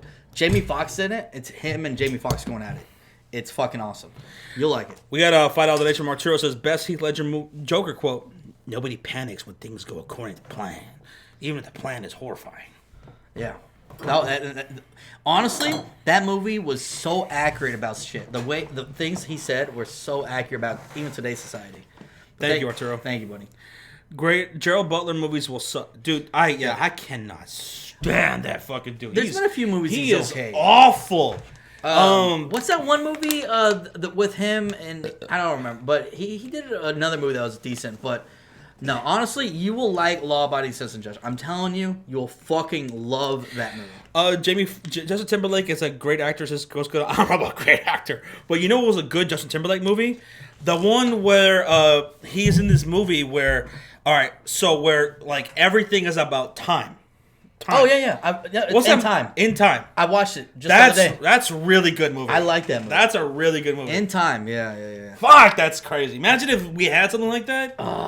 Fuck. We stopped aging at 23? Or 25, and then from there, it's all your time. So how much time do you think we would have if we were living in a lot of us are like middle class people, right? I guess. So we'd probably have a good 60 to 70 years on our fucking time. Unless you gambled it away or something like that. I don't know. And that scene, I've rewatched that scene so many times where he's gambling and he's down to 2 seconds. Remember? In that movie? God damn! Oh my god, it's so Dude. crazy. Man, Yeah. Josh Jr. just brought up another great one. Who? Oh. Give me this way, Jr. Oh, yeah, Do yeah, it. yeah. Do it. There you go. Josh Jr. brings up Joaquin Phoenix. Joaquin Phoenix is one of my favorite fucking actors. Yep. This dude nails it every single time. And his portrayal of Joker is so fucking good. It was scary how good he fucking was. That transformation into the Joker towards the end of the movie, man, that was some fucking kick-ass shit, dude. That was some sinister fucking shit. You know, and his other movies. I love all the movies that he's in pretty much. Gladiator, he's great in that. He's great in the movie Her. If you guys haven't watched Her, I haven't seen that yet. Go watch it. It's I think it's on Netflix. I So have to watch that. Go watch it. It's great. Yeah. He's a great actor. And Marcus85 has a good one. Russell Crowe. He was one of my favorites growing up. Because I was diehard. I love Gladiator. That's one of my favorite movies of all time, actually, too. I love Russell Crowe in that. Like, I'm glad you brought up that. Angelina Jolie in Tomb Raider, Halle Berry in Swordfish, Eliza Dushku in The New Guy, Eva Mendes in Walk the Line. Those where they all become nude. Halle Berry is nude in Swordfish. Yep. Angelina Jolie is looking. She was perfect in that role. Tomb Raider. Yeah, she was. Now, wait. Ghost Skittle said he doesn't know who Gerald Butler is. Who said that? Ghost Skittle. Have you not seen the movie 300? That's his most famous movie. He's the leader. He's their king. What's his name? Leonidas? Yeah. Oh, dude, QC. The Johnny Cash movie, Walk the Line. Oh. That was one of the best movies he's ever done. He was so good in that fucking movie. Yep. Walk the Line. Oh, that was a great love movie. that movie. That was a damn good movie. Yeah. But yeah, dude. Yeah. Craig says, I literally gasped and applauded at the end of Joker when the whole story unraveled and led to the beginning story of Batman. Fucking amazing. That movie was Are you talking about the most recent Joker? Yeah. That movie was so fucking beautiful, man. I remember when I watched that. Beautiful fucking shit right there. I love that fucking movie. Mm-hmm. Joker. And it was so crazy is that we went on this roller coaster ride with that movie because when we first heard about it, like, no. Yeah. No. Yeah. I don't think so. I mean, it feels still like it hasn't been long enough since Dark Knight and Heath Ledger's passing. And then we saw Jared Leto's Joker. And now it's trash. Just let the Joker just chill out a little bit before you want to do something else again. And then we saw that how Joaquin Phoenix was going to be the actor, and I'm like, I like Joaquin Phoenix, but really, I was not sold on that. Really, and then I saw his face paint, and I'm like, really? And then we saw the trailer. The trailer changed everything. I was like, tell me more. Yeah. I'm like, tell me more. And I think our trail with his $5 is talking about that. He's like, I remember when I sent you a tweet of Joaquin being announced and you didn't like it all. No. Yeah, we didn't. Neither of us liked it until we saw the trailer. We're both like, holy shit, it changed our minds. And then I built up this whole image in my mind of like, okay, here's what the trailer's telling me it could be. Mm-hmm. And now I have these high expectations. Yep. And then it superseded them. Mm-hmm. I love that movie. Yeah. Love that movie. Thank you, Arturo. Thank you, buddy. And next up, listening to this conversation just realizes how uncultured I am in movies. Dude, yeah, me and Josh love movies. We're obsessed with movies. So, yeah, it was fucking great. When I first heard about it, I was like, is this a fucking DC indie movie? Oh, fuck no. But it fucking delivered. Oh, yeah, I remember Josh watched it before me, and then he was like, dude, you gotta watch it and then call me after. Like, it changed what DC or what comic book movies can be. Mm-hmm. Kind of like how, like, superhero movies, they go through these phases, right? Mm-hmm. In the 90s, they were shit. And then fucking Batman killed it. Oh. Schumacher killed it for a short amount of time, right? I'm sorry, George Clooney. Oh. And then X-Men brought it kind of back. They were like, hey, these movies can be fun again. They can be good. And everyone's like, okay. And then Spider-Man came out. And then Spider-Man 2 came out. And Spider-Man 2 said, yo, not only can these be huge blockbusters now, the superhero films, but you can make them like great quality films, right? And then Christopher Nolan comes around and says, you could take the material and take it on a serious note and make it to where like it's a serious type of film that could get nominated for Oscars and shit. Mm-hmm. A superhero movie. Yep. Right? And then the MCU changed everything again. Like here's what it could potentially be with like having a whole cinematic universe, right? Yeah. Now everybody wants to have a cinematic universe. Yeah. And then Joker comes out with Joaquin Phoenix, and then I feel like that changes everything too. That just hit. Because like that was like you said, Craig, like it was like an indie artsy film, right? But it pulled it off in a great way, in a masterful way. It didn't even feel like a comic book movie. It didn't feel like that at all. It felt like a real fucking, like, just like, holy shit, this hits. Craig says, speaking of Batman, everyone owes it to themselves to see the music video for A Kiss from a Rose from Seal. I love them. It's still one of my favorite Batman songs ever. Even A Kiss from a Rose by Seal. That was good. That was fucking amazing. That was for Batman Forever. Yeah. Batman Forever, right? That was a great With one. Nicole Kidman, she was the chick. Jim Carrey, Tommy Lee Jones. Yeah. I will say this, though. George Clooney, I saw him on like some talk show, and he fucking still says he gets shit for that Batman. They put nipples on the Batsuit. He says that. They had a credit card for the Batman. Fuck off. He had a black card. Oh my god. Oh god. That was so Oh, stupid, and how though. Arnold Schwarzenegger, that's how you say his name, Roach. How Arnold had nothing but puns. His whole dialogue in the movie was nothing The funny thing is, but puns. I love a lot of Arnold's movies. That was not one of them. Honestly, when I rewatch that movie, I just rewatch for laughs. If I've rewatched it, it's just for comedy at this point. It's not a good movie, but it's funny how stupid it is. A new channel called Movie Fury. Dude, I could talk movies and TV shows all fucking day long. Oh, yeah. Good. Absolutely. Justice League was crazy. Justice League was shit, in my opinion. It was so awful. who's- Justice Yeah. League. Yeah. But here's the thing, though. Dan Schneider had his own cut. Yeah. And everybody knew about it, and everybody was like, we want to see the cut. Because here's the thing about some of these bad movies. Some of them had really good original visions, right? Yep. And then the studio gets involved, and there's all these other decisions being made by people who don't know how to make a fucking movie, and then what you get is a shit product. Yeah. So people have been saying, let's see the Snyder Cut. And we're finally going to get that on HBO Max next year. I can't wait to see it, because I want to see what his original vision for it was. Yeah. My expectations are still going to be low, but I'm very curious to see what that was. Because I thought he did pretty solid. Because isn't he the director for Man of Steel? Yes. I thought he did good in that. Like, I thought, man, like, he made it a little different from the backstory, and I felt like he did a pretty solid job in it, all right? So I thought he did good for a reboot of Superman. Hot Take Hockey's in here, so sorry guys for the late appearance. No apologies necessary, No, man. no Hope worries, y'all having Tom. a great night. Hey, Yeah. man, thank you so much, Hot Take Hockey, for coming through, dude. We're having a fantastic night, dude. Having fantastic. We have to have Yeah. almost 200 people in the house. Damn. It's 11 p.m. Appreciate it, guys, for hanging out with us. Gonna drink this last beer. I'm so sorry we're keeping some of you guys really late. Yeah. But we're just having a whole lot of good Little discussions. chit chat. Having a great time here. Oh, QC. Fucking Deadpool is arguably one of my favorite comic book movies of all time. Like, Part one? Yes. Part two was they did too much. They were trying to do too much. But I love the cameos. But I love Deadpool 1. Like, that's probably my favorite. What are you looking at? Thought I heard something. But Deadpool was fantastic. Yeah. Deadpool was... And it was a long time overdue. Oh, yeah.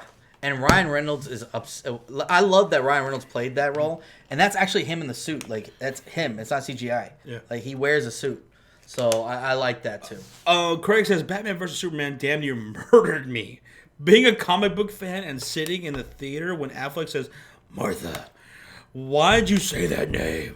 I was there like, please, God, no. I started laughing in the theater when I heard I was that. too. Didn't we watch that together? I went like Did this. we? I didn't No. even have a hat on, and still I was like, no.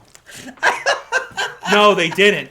I started dying laughing. They didn't do it. Like, don't get me wrong, guys. Okay, Really? I love DC. I do. Yeah, they make great cartoons. I'm a big Superman fan. I have all the Smallville seasons. I still have them on DVD. That has But got to be. that was so bad. Even though we've seen nipples on Batman, that has still had to be in the running for one of the dumbest Lines. movie scenes in Yeah. comic book film history. You know what? If we did have a Movie Fury channel, that's something that we would do. I said, let's make a fucking top 10 worst comic book movie scenes ever. And that's going to be in the top 10. Yeah. That was horrible. Fuck. Yeah. It's bad. 2000 Nation Arturo says Snyder was a director for Batman vs. Superman also. Yeah, he was in charge for this whole fucking shebang, pretty much. And yeah, that was just... I mean, come on, dude. Like, do you guys remember that movie, I Am Legend? By the way, I know a lot of people like it. I don't like it at all. I just don't like that movie. I love I Am Legend. It's so off-putting to me. It's so fucking off-putting to me. I like I Am Legend. But there was a scene in I Am Legend where he's walking down Manhattan. He's walking down, what's that fucking, Times Square. He's walking down Times okay. Square, and there was a billboard of Batman versus Superman. Like it was like a Batman and Oh, Superman really? logo. Yes. Oh, shit. And everybody got so hyped when they saw that. I got hyped. I was like, are they trying to tell us something? I didn't even see that. Are they trying to tell us something that's coming soon? Because, oh my God. I mean, you see Superman versus Batman, two of the biggest fucking heroes ever. Yep. Finally going at it, or just in a movie together in general. Yep. Like, that's a moneymaker. And they destroyed it. They fucked it up. Yep. How do you fuck up See, Batman versus Superman? How? This is the problem with DC. They've always had an issue with making movies. Is that they don't allow the director and the writers to just have their own vision and just do what they think is best. Whenever they've done filming, half the time in these DC movies, half the time they'll submit their like, okay, this is what it's looking like, and then all of a sudden the fucking studio is like, no, let's change this. Oh no, you should go back and refilm this. Oh, let's change this up. They did that shit with fucking Suicide Squad. They refilmed half of the fucking movie after, and it was just so stupid. Like, I hate, let the directors and let the writers. That's what I love about Marvel. They allow the directors and them to go with their own vision. Like, it's stupid. Mm-hmm. I hate when the studio gets too much into it. You got a donation? From Arturo, so Snyder was director for Batman vs Superman also. Yeah, and I like Snyder. I do. But like I said, studio too much. He also directed 300, by the way, for those who don't know. Yes, fucking great. Josh, did you take your glasses off like me, says Trop? Oh yeah, I took the glasses off. I took the hat off, and I threw my Reese's Pieces at the TV screen. And you know I'm not gonna fucking try. I'm not trying to waste Reese's Pieces. Mm-hmm. Come on, does it look like I'm the kind of guy who's gonna throw away candy? I throw away my candy. Fuck that movie. That movie was garbage. Yep.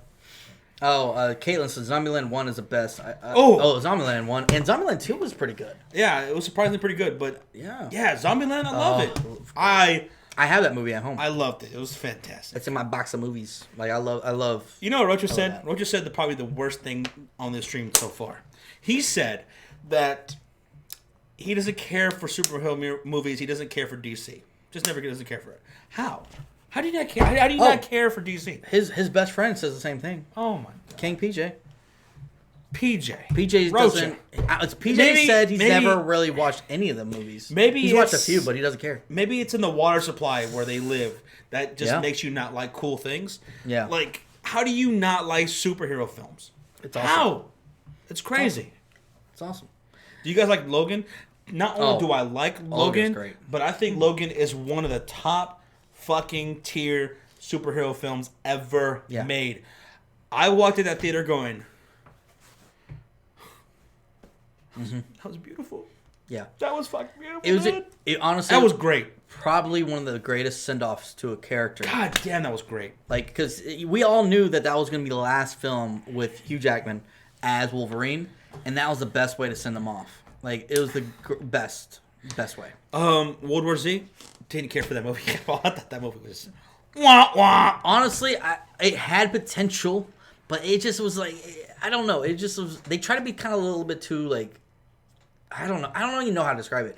They were supposed to make a second one, but I don't even think they got enough buzz around it. Because they're like, wait, hold on. Hey, you. Yes? Does anyone care if we make another movie? No one cares. No. Then let's not do it. Let's do something else. Okay. No one cares. Yeah. No one cares. No one. World War Z was trash. Yeah. So Rocha said he's watched Avengers. So you watched the Avengers. Did you watch any of the other, like Iron Man 1, 2, 3, all those, and then all the ones leading into the Avengers? Yeah. Come on, man. You got to watch them all. Junior says, I recently watched 1917. That was so fucking good. Junior, I'm very proud of you. I'm very proud. Not a whole lot. Wait, which one was that? 1917. It's a war film. Did we watch that together? No. It was a World War I film. Oh, no. You want to watch it. I never watched it. I haven't watched it. I'm very proud of you, Junior. Because not a whole lot of kids your age will get into some serious fucking movies like that. I did. Yeah. At a very young age, I would watch these kind of movies. I love war films. Yeah. Right? To me, I think they're very important, and a lot of them are really goddamn. There's so many great fucking war films. Saving Private Ryan, Glory, 1917 was fucking amazing, and the way it's filmed, it's incredible. It's very impressive. Mm-hmm. They film it as if, like from the perspective of this main character, right? He starts off. He's asleep and he's leaning up against a tree, and someone wakes him up. Yeah. All right, hey, we gotta go do something real quick. Okay, all right, cool, we got some orders. So he gets up and he packs his stuff and whatever, and he starts walking with his friend through the line, through the trenches and everything like that. Yep. And the whole movie is filmed as if it's one long shot from the very beginning to the very last scene. Yeah. So you're seeing them go through this whole entire ordeal. Mm-hmm. And that is so fucking cool. Yeah. And there's not a whole lot of World War I movies. This is really good. Yeah. I gotta check that out. I remember you telling me about that. Ghost Skittles is asking, what was your guys' first superhero film? Mine was Spider-Man 1 with Toby. It's gotta be Batman. I'm gonna have to say, Michael Keaton. Yeah, I'm gonna have to say Batman 1 with Jack Nicholson as Joker and Michael Keaton as Batman. Tim Burton's film. So I'm gonna say that was my first superhero film. Yeah, and that was great. Oh my god, that was so fucking good, man. That was great. Yeah. That was really fucking good. I even remember having the Batman cereal. You guys remember the Batman cereal? What? Yeah, really? I remember that. I never had that shit. It was not that great. And Rocha said he's seen them all. So you saw all the side movies leading up into the Avengers and stuff. Even Black Panther, because we know your history. Black Panther. He swiped left on Black Panther. Honestly, Black Panther was one of my favorite of all the Marvel movies. Honestly, Black Panther was definitely one of my. Oh God, the pussy is here. Says Rocha. What? What are you talking about? Are you gonna see the new Candyman movie? Says Victor. I'm sure I will. That looks so questionable, though. I don't know. I remember the original Candyman movies in the 90s. I never watched the original. Pretty cool. Were they good? Yeah. I mean, it's kind of cheesy, but I like it. Yeah. Saving Private Ryan was so gruesome from the start. Josh Jr., that was one of probably the most realistic battle scene ever filmed. Ever.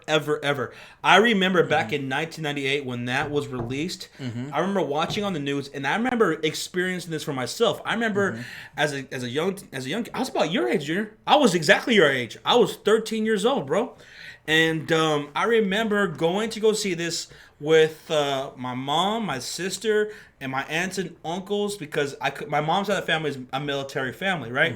I remember going to go see this movie, all of us together, and I remember seeing veterans leaving the theater crying. Some of them couldn't even watch that first scene. They couldn't even get through it because it's so realistic, and that happened throughout the country, and it was that fucking real. Is Saving Private Ryan, is that the one where they had that sniper scene where that guy got... Yes. Okay, I just want to make sure. Did you know that was Vin Diesel?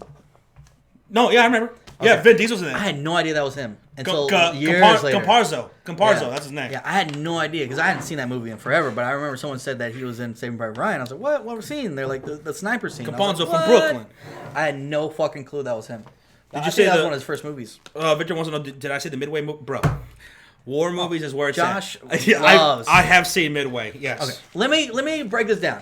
There's two things that you could pretty much guarantee Josh has always watched. Sports documentaries and fucking war movies. Those two things, he's pretty much watched almost every single film. Yeah.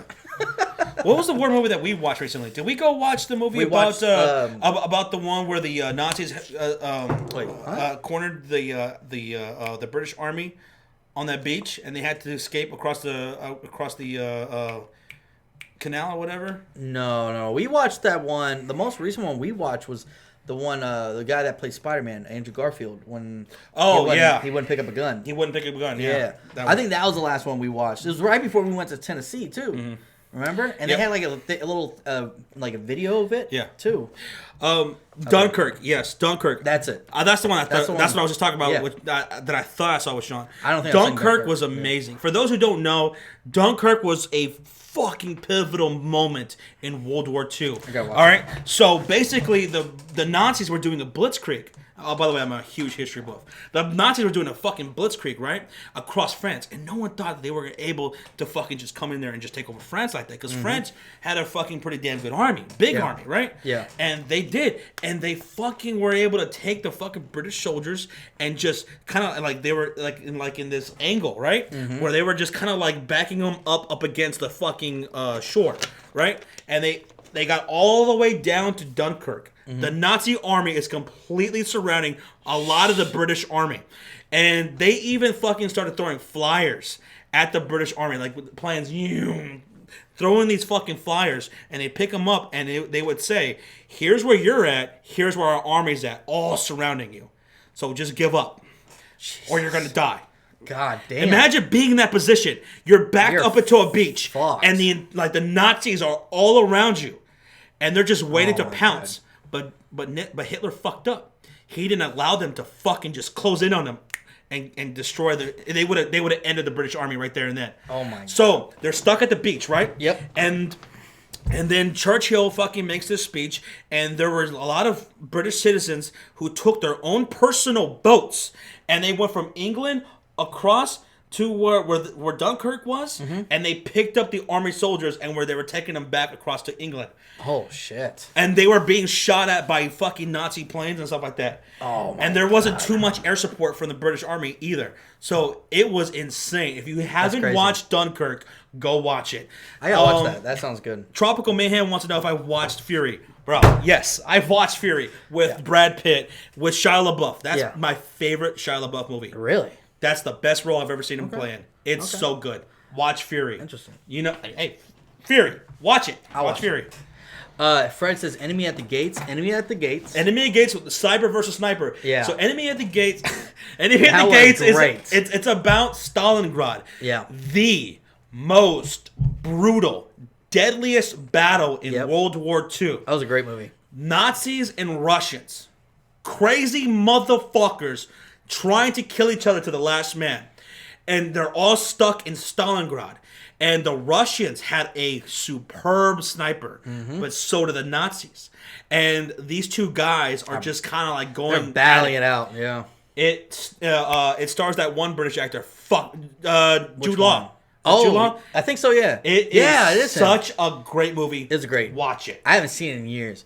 There's that one. You know what movie I thought was pretty good, too? Is Behind Enemy Lines. Behind Enemy Lines. I thought it Oh, was yeah, good. that was pretty good. They made like 8 movies of that. Did they really? Yeah. I only watched the first one. I know. Oh, they made more. Jesus fucking Christ.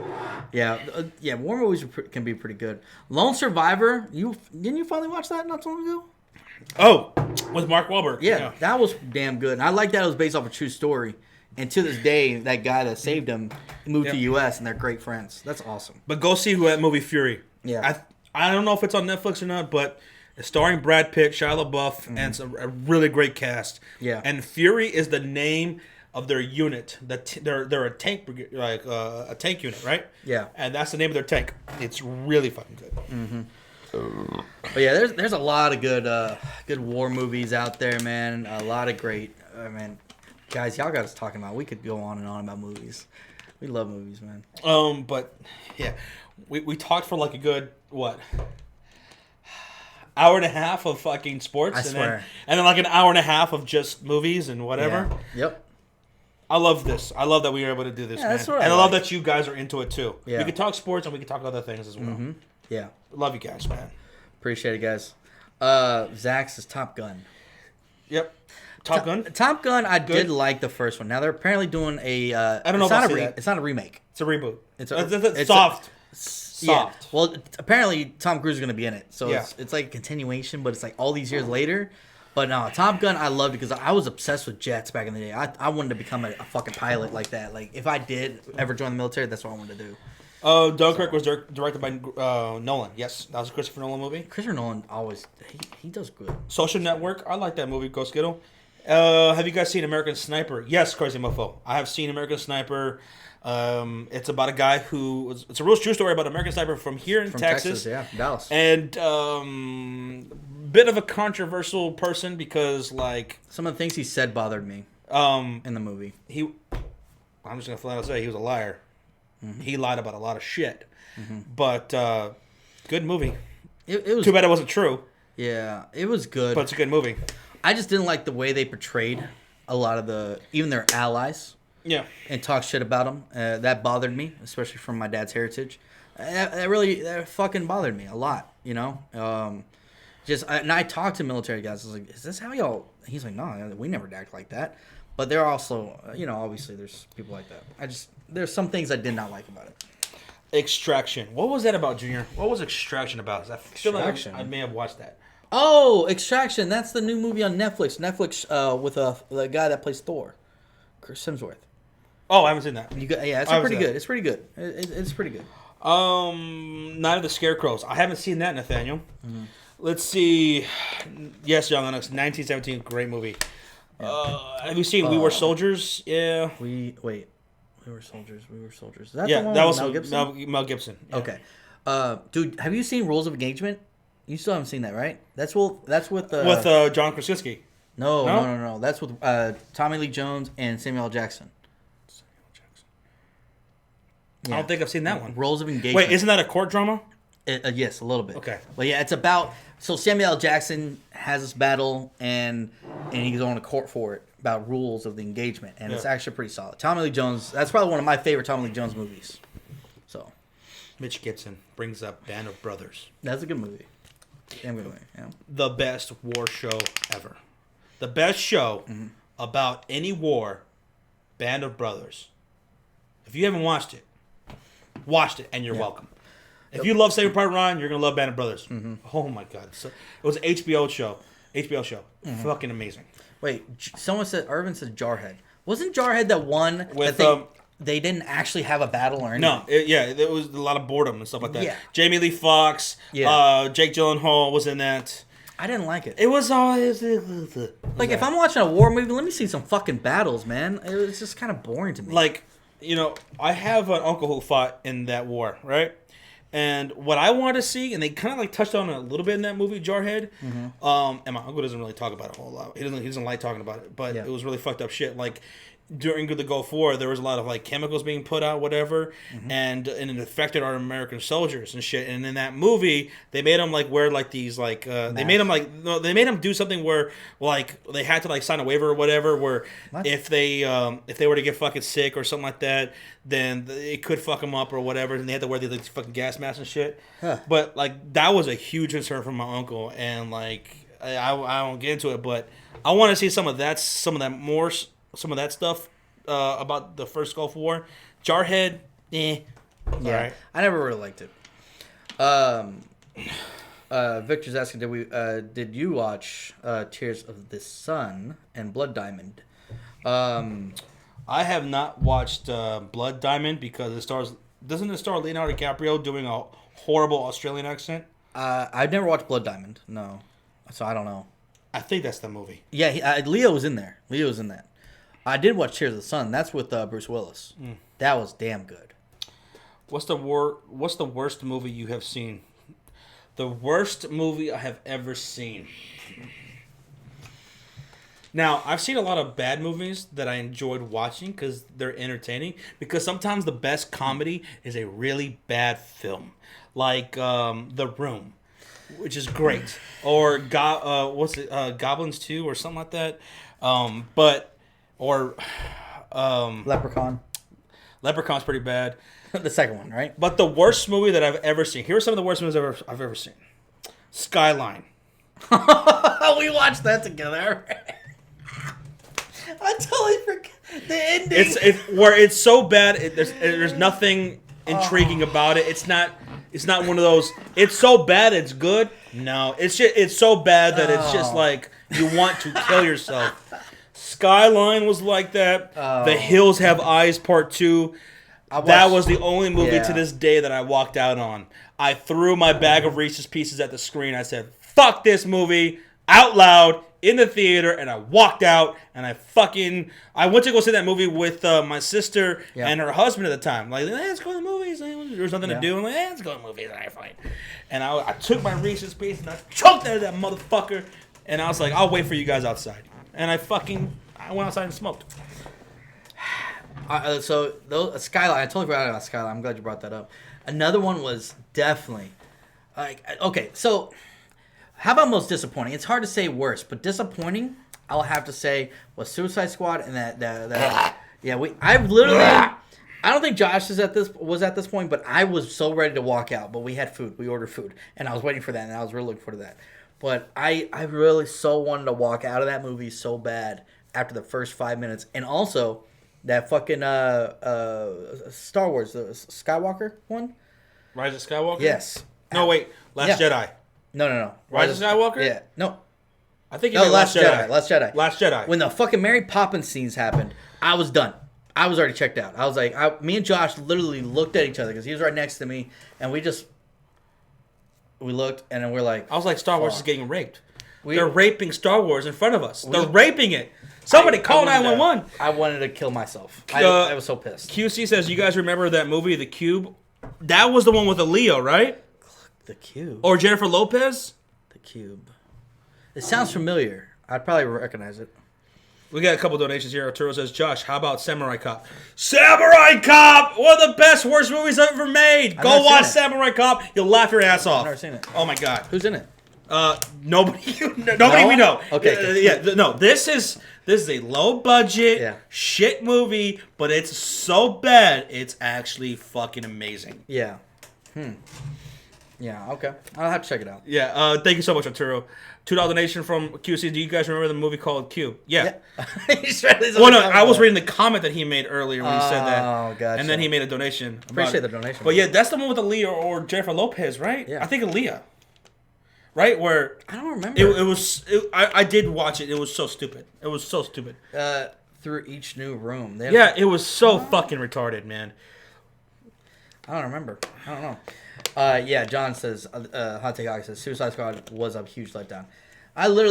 Me and Josh both knew right from the intro when they're fucking playing that music when they're sitting in that restaurant. That was so stupid.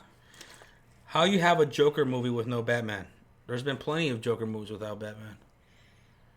Wait, no, reverse that. Stop, reverse. There have been plenty of Batman movies without Joker. You're asking, how do you have a Joker movie without Batman? Because it didn't need Batman. It didn't. It wasn't about Batman. Mm-hmm. It was about Joker. It was about how he came to be. Yeah. Yeah. The Goonies is a pretty shit movie. You need to stop all that cap right now, boy. You did not just say The Goonies are a shit movie. You did not say that. I think Ghost Skittles is trying to trick me. You didn't say that. I'm telling you, Ghost Skittles just loves to hate on people. You did not. That people love. You did not just say The Goonies was a shit movie. You didn't say that. Nah, he didn't say that. You remember this movie? This movie that was hilarious but so stupid at the same time. Pootie Tang. Oh my god! You remember that movie? Who else in the chat? Sarate. The fucking belt. It was so dumb, but it was awesome. I don't know why I thought that was a fucking. It was so good. Will we do another 24-hour stream after 100K subscribers? We're gonna eventually do one. Okay, we will, but we're definitely gonna have to have more people there. Half a beer and I'm calling it a night. Yeah, it's 11:30. We still got almost 200 people in here. You guys are awesome. I can't believe we have 200. That's crazy, man. Y'all are awesome. That's fucking no cap. How the fuck are the Goonies a shit movie? How? I mean, he's young. He's young. You gotta understand that. I mean, it sports so many children adventure movies. Yep. They all have Goonies to thank for that. Goonies never die, Ghost Skittle.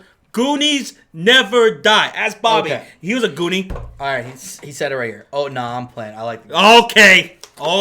That take this water bottle and throw it at your head. Look at Josh here. He says the Goonies is fucking absolutely a ducking classic. Yeah. They're a ducking classic, Ghost Skittle. It's so fucking good. So duck you, man. I'm just kidding. Y'all hopping in Discord after? Yeah. Yeah, I'll be in there. Yeah, babe's asleep, so... yeah, I'll be in Discord. I'm once I get home, I'm fucking eating. I haven't ate all day. What are your thoughts on the Transformers movie? So, here's the thing. Hot Take Hockey, when they said there's going to be a Transformers movie, my younger self was like, oh boy, oh man. Because I love the Transformers movies. I grew up with that shit, man. Oh, like the back in the fucking 80s. Hot Take Hockey Transformers was everything, man. And then in the 90s with Beast Wars. Did you guys ever watch Beast Wars? Beast Wars! Beast Wars was the shit! So when they were telling me they were going to make a live-action Transformers, I was like, oh, hell yeah! And I liked it. I liked the first one. I thought it was so cool just seeing Optimus Prime and Starscream and Megatron on a live-action film. It was great. But that's where it draws the line for me. Just... end it with part one, because after that, it was just like, nah. I was okay with part two. Part two, there was moments, but I didn't mind part two. But after that, it was just been blah. Oh, Ghost Skittle had to bring it up. the Will Smith, Jaden Smith movie, After Earth. Oh, yeah, that was bad. Terrible. Oh, God. Hot garbage. Oh, my God. You're talking about M. Night Shyamalan. You're talking about a guy, talk about a roller coaster of a career. He starts off like this. And then he went with The Village. Like, The Village was crap, and The Lady in the Water, oh my God, Lady in the Water. Yep. And then with fucking After Earth, you're thinking, okay, he's never going to get a job again. Yeah. He's never coming back from this. And then he started coming back up with that one movie with the two kids that went to go visit their grandparents. Me and my girlfriend went to go watch the movie, and we were like, this is going to be garbage. This is going to be garbage. What movie? I forgot what was the name of it, but he came back with this movie with these two kids who go visit their grandparents. And it's kind of like one of those found footage type movies, right? And we're like, found footage, M. Night Shyamalan, this is going to be some hot trash. So we went to the movie theater ready to laugh at M. Night Shyamalan, right? As his career just continues to go. But it was really, really fucking good. We walked out of that theater going, wow, that was actually pretty damn good. Yeah. And then he fucking hit us with, which one? The fucking, oh God, what was it called? The movie with the Horde. You know, the fucking, with the dude from X-Men, First Class, who played Xavier, Professor X. And at the end of the movie, Bruce Willis was in it, and it turned out to be in the franchise of Unbreakable. What was it called? Oh, that's... Fuck! What was that called? I know what you're talking about. What was that fucking movie called? Someone's got to say. I know, I'm waiting for it. Someone's got to tell me. What is it called? But yeah. Then the Glass came out. Glass came out after. Yeah. Yeah, what is that? Well, come on, tell us. Someone say it in the chat. Someone say the name of that movie. Split. Thank you. Split, yes. Darkness, you are a goddamn hero. You're amazing. Split. That was a great movie. We watched Split, and we were like, oh my God, this is masterful. Because great thing is, no one knew it was linked. No. No one had any idea. And it didn't even have to be. Nope. If it would have just stood on a movie on its own, I would have been like, dude, M. Night, you're back, bro. Dude. You're back. Wait, didn't M. Night do that one movie when the elevator one? Devil? I thought it was good. Yeah, I like that. I thought it was. I think we watched it together. Yeah. It wasn't his best, but I thought he did a damn good job. It's a fun movie. I thought it's a quirky movie, but I like it. Yeah. But oh my God, someone just brought it up in the chat. Probably the worst of them all. What? The Happening with Mark Wahlberg. Oh my God, that one scene where that old lady in the hallway was like, "Are you trying to kill me?" And Mark Wahlberg goes like this. Oh no! Like. That was one of the worst deliveries of any movie I've ever seen. The Happening. That's the one where the planet is. That's where the plants come alive and they kill people. Honestly, I thought that was a solid movie. There was a couple parts. Oh, boy. That were kind of but I liked the movie, though. Yeah. I actually did like it. I did like it. Glass was disappointing, though. I thought Glass was taking it like they took it too far. Like, I was kind of disappointed with it, too. I liked it. I still liked the movie, though. I liked it. Die Hard is definitely a Christmas movie. Oh, 100%. I love Ted, the teddy bear who has sex. Ted was great. Ted. Fuck you, Thunder. And even Ted 2 was pretty good, man. I liked how Tom Brady had a cameo. I gotta watch that movie again. I haven't watched it in a long time. Yeah. Last Airbender. Oh, that was a shit movie. That's another M. Night Shyamalan movie. That's M. Night? Yeah, that's right. Oh my God, yeah. I remember, because it came out with The Last Airbender... Avatar: The Last Airbender on Netflix, right? The cartoon. And then they also released the movie, the live action film. And I was going, after I watched the cartoon, I was like, okay, you know what? I know it's bad, but I'll watch the movie. And right before I pressed play, I realized the actor and actress that played the brother and sister. And it popped in my head why I remember I hated that movie. Those two actors, and the actor and actress, were terrible. I can't watch Mila Kunis. I cannot watch her in any movie without thinking Meg. I can't take her serious. She's in these movies that are like really serious now, and I'm like I'm like listen, Mila, I just can't take you serious. You're Meg. You're Meg to me. When I hear you talking, I just want to say, shut up, Meg. Didn't she do that movie with Justin Timberlake, Friends with Benefits or something like that? That was pretty funny. I've never seen that. That was pretty funny. I think she's more of like a funny kind of movie. She was in a funny movie with I don't know, Forgetting Sarah Marshall. She was good in that. But I'm like, yo, chick, you're Meg. I think she has one role. She only has one role. I don't think anything else. So yeah. Did you go to the movies high as fuck, Josh? Oh, I used to go to movies all the time high as fuck. Yeah. Well, yeah. I remember one time I was in high school, and it was me, my best friend Glenn, and Charlie, the Ecuadorian guy, right? And we got really fucking high. Not weed high, pills. We were popping some pills, and we got fucked up. We were really high. And then we got into it with these guys. I forgot what happened. All I know is we were running from the cops. And we ran to, and we came across a gas station, and my friend Glenn, he called his mom to come pick us up at some other location. Like, hey mom, meet us there. Hurry. And and then we ran across the fucking major road and we made it to the movie theater where we're supposed to meet up with his mom, and we're high as fuck. She pulls up, and she rolls in the window. Hey boys, get in. I was just high. I was like, whoa. And then we get in the fucking car, right? Mm-hmm. And she was about to pull out of the fucking parking lot, and she's like, hey, you know what? I kind of feel like a movie. Do you boys want to go see a movie? Bitch, I don't even know where the fuck I'm at right now. I don't know. What?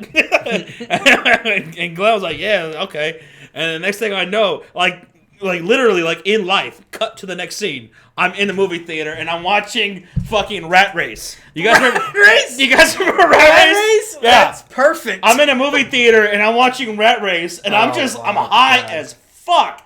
And I'm like, yo, bro. Hey.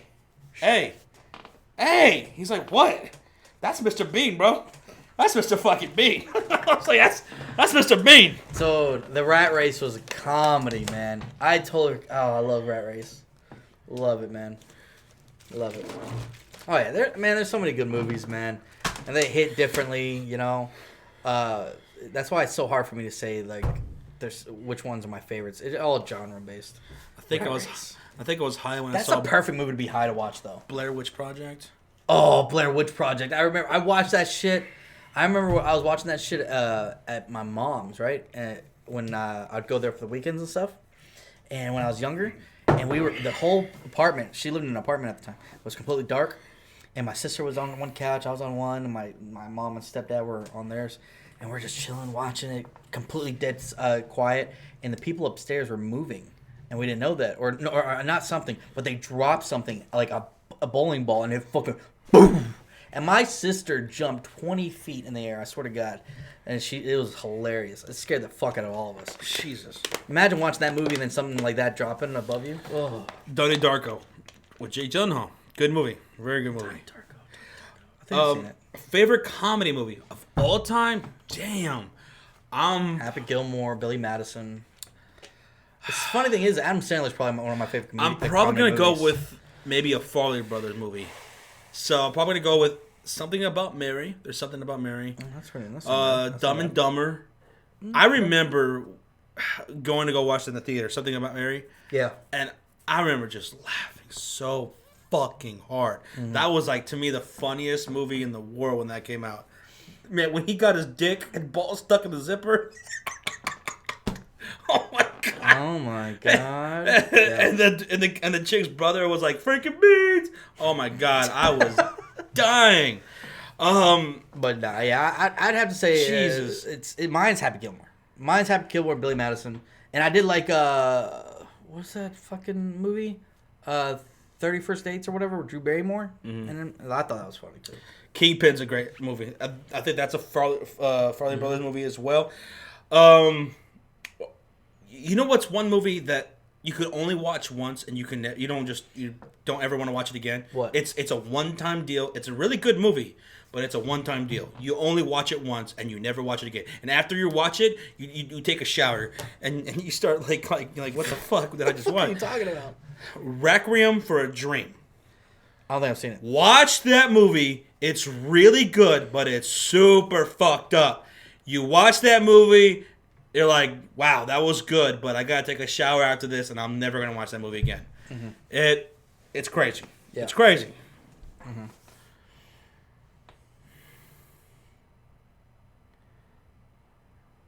Man, if Chris Farley was Shrek, would it have been as good? Would it have been as good if he was Shrek? I don't know. It would have been weird.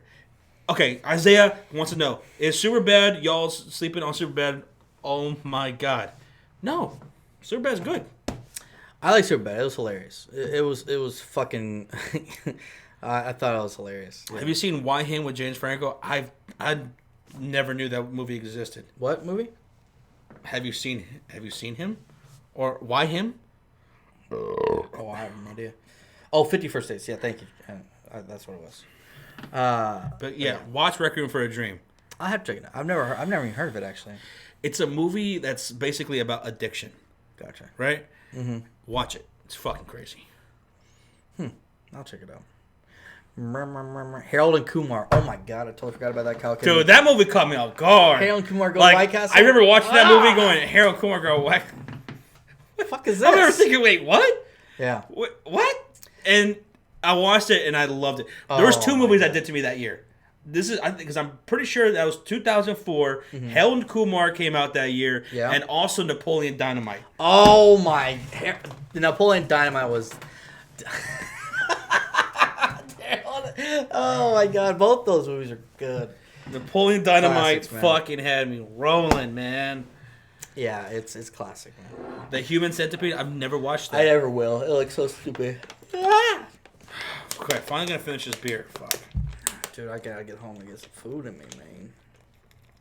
Saw movies. The first and second Saws were good. Even the third one. After that, it got really repetitive. I stopped watching them. I was like, all they're doing is torture, and I was like, I'm okay. I'm good. All right. Well, thank you guys for coming through. Appreciate y'all. I could literally stream all night. I really could. Don't want to end the stream. Fuck. I gotta get home and eat. I got work tomorrow. Yeah, work. Boy, you're gonna be up all night. Shut your ass up. You're gonna be up all night long till like 6 o'clock in the morning. I need to get my schedule back. I might try to go. You really do. Probably won't, but I'm Didn't you say that they cut off your fucking system? That's gonna happen. Yeah, I can't work at night, late at night anymore. So it sucks. But thank you guys so much for coming through, man. We appreciate y'all. Should be live. Definitely by Thursday. We should have a live stream going. We will see y'all then. We love y'all. I can't believe we still have almost 200 people in here. That's crazy. It's like almost midnight our time, and I know some of y'all are East Coast, so that's crazy. We love y'all. If you guys want to come hang out, come to the Discord. We'll chill. See y'all there. We'll chill and be there or be square. Yeah. What do you guys want to do tonight? I mean, Josh, what does that even mean? Be square. I don't know. I remember that saying. Remember that saying? That is so stupid. Like, it never makes sense. I have no fucking idea what be square means. But I don't know. What do you guys want to do in the Discord tonight? You guys want to roast Rocha? Well, that's what we do every single time. I think we're Can talking we about. just ban him? We were talking about pastimes earlier. Mm-hmm. I think our favorite pastime in the community is shitting all over Rocha and then smacking our heads when Isaiah talks. Yeah. Yeah. All right, guys. Y'all have a good night. Thanks for stopping by. Bye-bye.